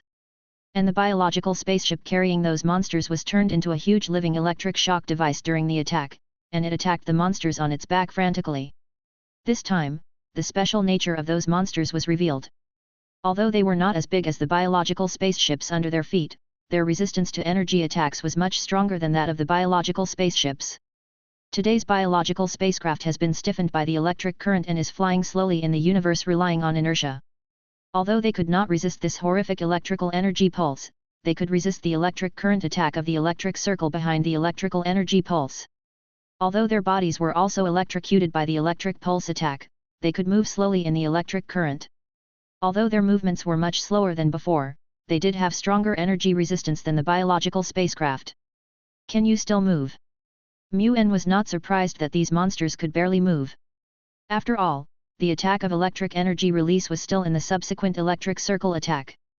Although the first wave of electric energy pulse attack was not bad, it was not impossible to resist. Moreover, he had released an electrical energy pulse on Earth before. This electrical energy pulse was very deadly to the Chita soldiers, but it could still be barely resisted by the biological spacecraft. Looking at the dozen or so huge monsters standing on the back of the biological spaceship, a longbow suddenly appeared in Mu-En's hand. Although there is no purple card, the power of Paris's bow should not be weak now, right? Thinking of this, he put an arrow on the bow and pulled the bowstring of Paris. This bow had never been used in battle since it was made by him. Now was a good opportunity to see how powerful this bow was now. The bowstring of Paris's bow is not difficult to pull. As the bowstring is pulled, the hand holding the arrow is entangled by the magnetic force. As long as he lets go, the arrow will be shot out instantly. Aiming at the head of the biological spaceship, the hand holding the arrow suddenly loosened, and the arrow flashed with electric light and shot fiercely at the biological spaceship. But the biological spacecraft did not react at all, and the scene of the biological spacecraft exploding that he imagined did not occur. It's still too much of a stretch. Looks like I need to speed up my efforts to master the rift crystals. The arrow shot at the biological spaceship was one of his experiments, but it was obvious that his experiment failed. The Paris bow without the crack crystal could not reach the point of blowing up a spaceship, even if it was a biological spaceship. Forget it, let me deal with you first. Energy flashed in his hand, and 2 golden amplitude crystals appeared. Let's try split flight and thunder fire. Split flight can increase the number of arrows shot subsequently by 100% after hitting the enemy, while thunder fire gives the shot arrows a 30% chance of exploding. The 2 amplitude crystals work together to allow him to transform into a bomber and bomb those tall Chita monsters. In addition, he had already fused the Stormbringer that releases electric shocks and the pollution magazine that releases toxins into the Paris bow, combining them into a corrosive element that can weaken defense, which will make his attacks even more dangerous. As the two amplitude crystals merged into the Paris bow, Moon drew the bow and shot an arrow again. The arrow seemed to draw a blue light in the air and shot fiercely at the biological spaceship. At the moment of hitting the biological spaceship, a strange energy suddenly appeared on Paris bow. As the new arrow was shot out, a new energy arrow appeared next to the arrow and flew side by side. Two arrows landed on the biological spaceship at the same time, and the energy on Paris bow became more dense. The third arrow was shot out, this time 3 arrows flew out together, falling towards the biological spaceship and those cheetah monsters. Boom! 3 arrows fell at the same time, and the moment they made contact, one of the arrows that hit the cheetah monster suddenly exploded. Although the power of the explosion was not very strong, the arrow had a strong corrosive ability after all. The giant monster's skin festered the moment he was hit by the arrow, and at the same time, the exploding arrow blew a bloody hole in his body. Chapter 149. Wide Area Vitrification. Ha! I won the prize! He smiled and drew his bow again, this time 4 arrows flew out at the same time. This is the limit of what split flight can achieve. Of course, if he can master all the amplitude crystals, he can break this limit and take split flight to a higher level. But now this is enough, he can continue shooting and destroy all these cheetah monsters. Boom boom boom! Faced with the continuously incoming arrows, the cheetah monsters, whose bodies were wrapped in electric currents, tried desperately to dodge, but how could their speed compare with the arrows from Paris bow? Accompanied by the explosion of countless arrows, all the cheetah monsters were killed by the electric currents and the continuously falling arrows before they could get close to Moon. They were all blown into pieces. Even the biological spaceship under them was blown into a bloody mess, like a corpse floating in the universe. I have used an alternative method to achieve the goal of blowing up the spaceship. The suffering this biological spaceship suffered was far greater than that of the other spaceships. Not only was it attacked crazily by electric currents, but its entire body was also corroded by arrows. In the explosions of other arrows, its body was blown to pieces. After dealing with the biological spaceship that was sent to attack him, Mu-En floated in the universe and looked at the cheetah warship. I hope you won't let me down too much. As he spoke, Mu-En disappeared instantly in a wave of energy, leaving behind countless beautiful energy butterflies flying around in front of the portal. Mu-En has changed from Volt to Titania. He planned to give these cheetah people a big gift as a thank you for the essence they sent to him. Slideshow. A cheetah soldier standing on the bio spaceship was instantly lifted up by the energy butterfly, emitting terrifying high temperatures, attracting the surrounding cheetah soldiers. Unsurprisingly, these cheetah soldiers were attracted by the slide lantern and slowly walked towards it. Every cheetah soldier who approached the slide was turned into ashes in the horrific temperature, and the biological spaceship under the slide had its armor burned through by the scorching temperature, and its body had been roasted by the horrific temperature. The intense pain caused the biological spaceships to fly around, violently colliding with the surrounding biological spaceships, completely disrupting the cheetah army. Faced with such a situation, the cheetah commander did not hesitate at all and immediately ordered the destruction of the biological spaceship carrying the slide lantern. Seeing all the cheetah soldiers start to attack the biological spaceship, Mu-En smiled. Don't worry, it will be your turn soon. Boom! The moment the biological spaceship flew into the Chirita army, Mu-En directly detonated the slide, and the biological spaceship instantly turned into a shining fireball, illuminating the surroundings. And the cheetah soldiers around it were completely dissipated in the fireball. Using the magic lantern explosion as cover, Mu-En flew directly into the army, and his armor changed from Titania Phantom Butterfly Fairy to Gara Glass Lady. The moment he landed on the biological spaceship, the colored glass on his body released a strong light with the help of the slide explosion. The cheetah soldiers on the bio spacecraft were so shocked by the strong light that they could not open their eyes, and this was the last ray of light they could see in their lives. A glazed sword appeared in Mu-En's hand, and he swung the sword violently while all the cheetah people were blinded by the strong light. Snort! All the cheetah soldiers were cut off in an instant, their bodies split in two and floating in the universe. Mu-En rushed towards more biological spaceships and came to a place where the cheetah army was gathered. Wide area vitrification. Mu-En clenched his hands tightly, and a hot melt ring-shaped glass cover spread out from his side and continued to expand. Wherever the hot melt circular glass cover passed, all the cheetah soldiers and the biological spacecraft under their feet were turned into sculptures and connected together. As the hot melt ring of glass continued to expand, more and more Chirita soldiers and biological spacecraft were covered with a thick layer of glass, and eventually crystallized so that they could not move. Hey, it's almost done. Mu-En stopped, looked at everything around him and nodded with satisfaction. At this moment, it was as if there was a huge glass cup in the universe, completely separating the inside and the outside. Inside the glass were countless crystallized Chita people, and outside was the Chita army preparing to launch an attack. Shhhhhhh. Blue beams of light fell on the glass ring, but without exception, they were all blocked by the glass ring. Don't worry, it will be your turn soon. A giant blade, Gram, appeared in Muen's hand. He swung the sword and smashed the crystallized Chita soldiers into pieces. He raised his hand and shot several glass fragments at the glass ring. Shattered strike the moment the glass fragments fell on the glass ring that was originally able to withstand the energy beam exploded like a bubble. It turned into countless pieces of colored glass and spread out towards the surrounding Chita army. The attack covered a huge area, and most of the Chita army was wiped out in an instant. Their large army that had gathered together now became their death warrant. Because they did not retreat in time, their bodies were torn to pieces by the flying glass fragments. With just one strike, the originally large Chita army was now in disarray. Really good, it's worthy of being a battle armor that can blow a spirit into 3 pieces, this power is really strong enough. Muen was extremely satisfied with this armor. Such powerful destructive power was absolutely suitable for large-scale battles. As he sighed, a blue beam shot towards him. Glass storm. The colored glass on Muen's body exploded instantly, turning into countless fragments that surrounded him. The beam of light that fell on his body was dispersed by countless fragments, and in the end, even his energy shield could not be broken. Seeing that these Chita soldiers still wanted to attack him, Muen gently raised his hand and pointed at them.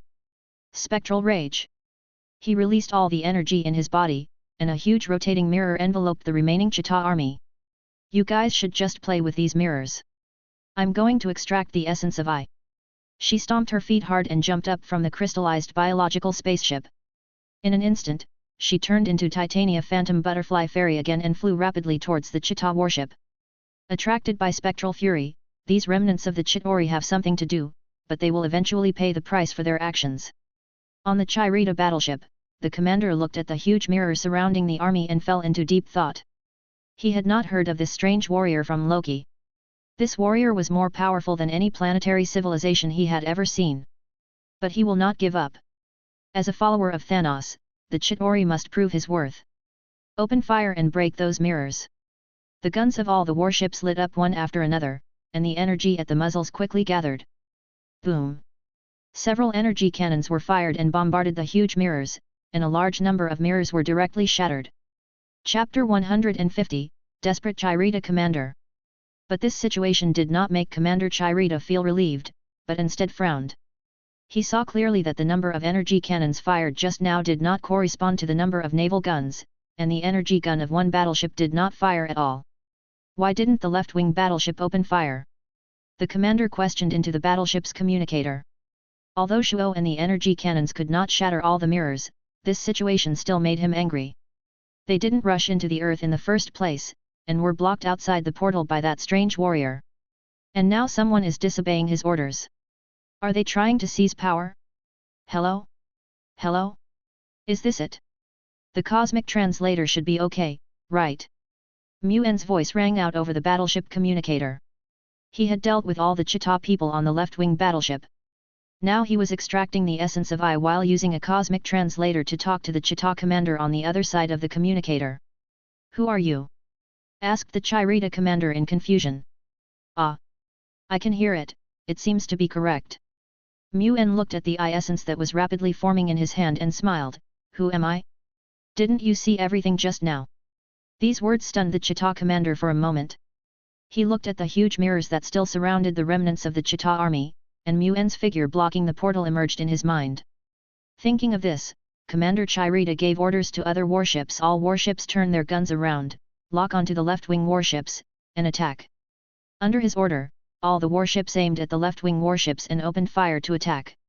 The battleship was shattered by the intensive artillery fire and turned into a brilliant fireball in the universe. But this did not hurt Muen at all. Before the commander gave the order, he had already completed the extraction of I-Essence and collected 3 I-Essences. There are still 8 warships here. It seems that we can not only complete the extraction, but also bring a few back to Earth. Thinking in his mind, Muen continued to accelerate. While the artillery was destroying the battleship, he waved the fairy sword and rushed into another battleship. The moment he rushed into the battleship, Mu-En took out the Dex Fairy and swept the battleship frantically. With the experience from last time, he swept even faster, and the Dex Fairy's bullet stream was endless. Many Chita people on the battleship were killed instantly before they could react. Soon, all the Chitori on the battleship were killed by Mu-En. These Chirita are no different from their soldiers. It seems that they are just relying on a large number of cannon fodder troops to invade other worlds.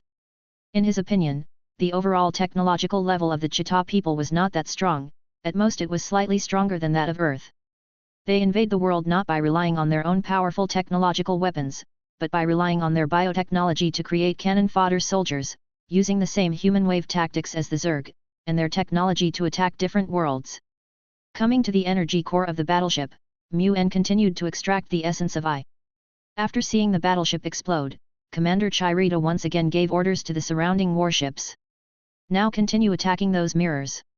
We cannot let our troops be trapped in these surrounding mirrors. Boom! Several more beams of light burst out, and the angry mirror of the spectrum was shattered again.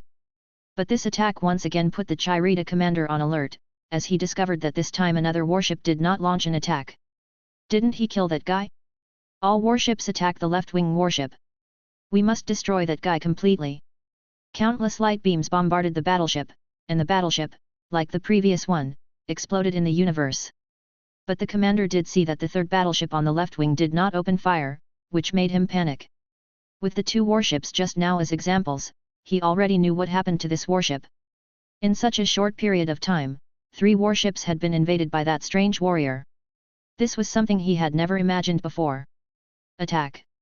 Attack all the warships that are not firing! As the words fell, the third warship followed the footsteps of the previous 2 warships. Mu-En rushed out of the warship and headed towards other warships.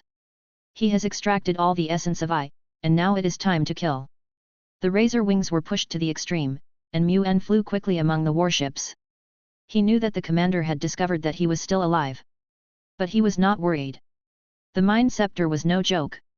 It was not easy for him to control a few Cheetor spaceships. With his rapid actions, all the warships were cleared, and only a few Chita people who were controlling the spaceships were under his control and were holding their posts. After completing all this, Mu-En boarded the largest warship. This is more like a railjack. The one Howard built for me was just a landing craft. As he spoke, Mu-En started killing people in the battleship. At this time, he had turned into Volt, with electric current surrounding his body, and he swung Gram to attack frantically. Some Chirita wanted to fight back, but Mu-En had already entered the acceleration state and was much faster than them. Before they attacked, he swung out with his sword, killing all the Chita people. Shu Mu-En rushed to the command room, raised his hand and grabbed the commander's neck, and slowly lifted up the commander who was ordered to invade the Earth. Now you're the only one left. The commander struggled desperately. He kept attacking Mu-En, trying to escape from Mu-En's grip. But no matter how he attacked, he couldn't make Mu-En waver in the slightest. Aren't you going to save your army? Then let me show you what happens when these mirrors are blown up. Fire! As soon as he finished speaking, all the warships opened fire, and the continuous attacks shattered all the mirrors.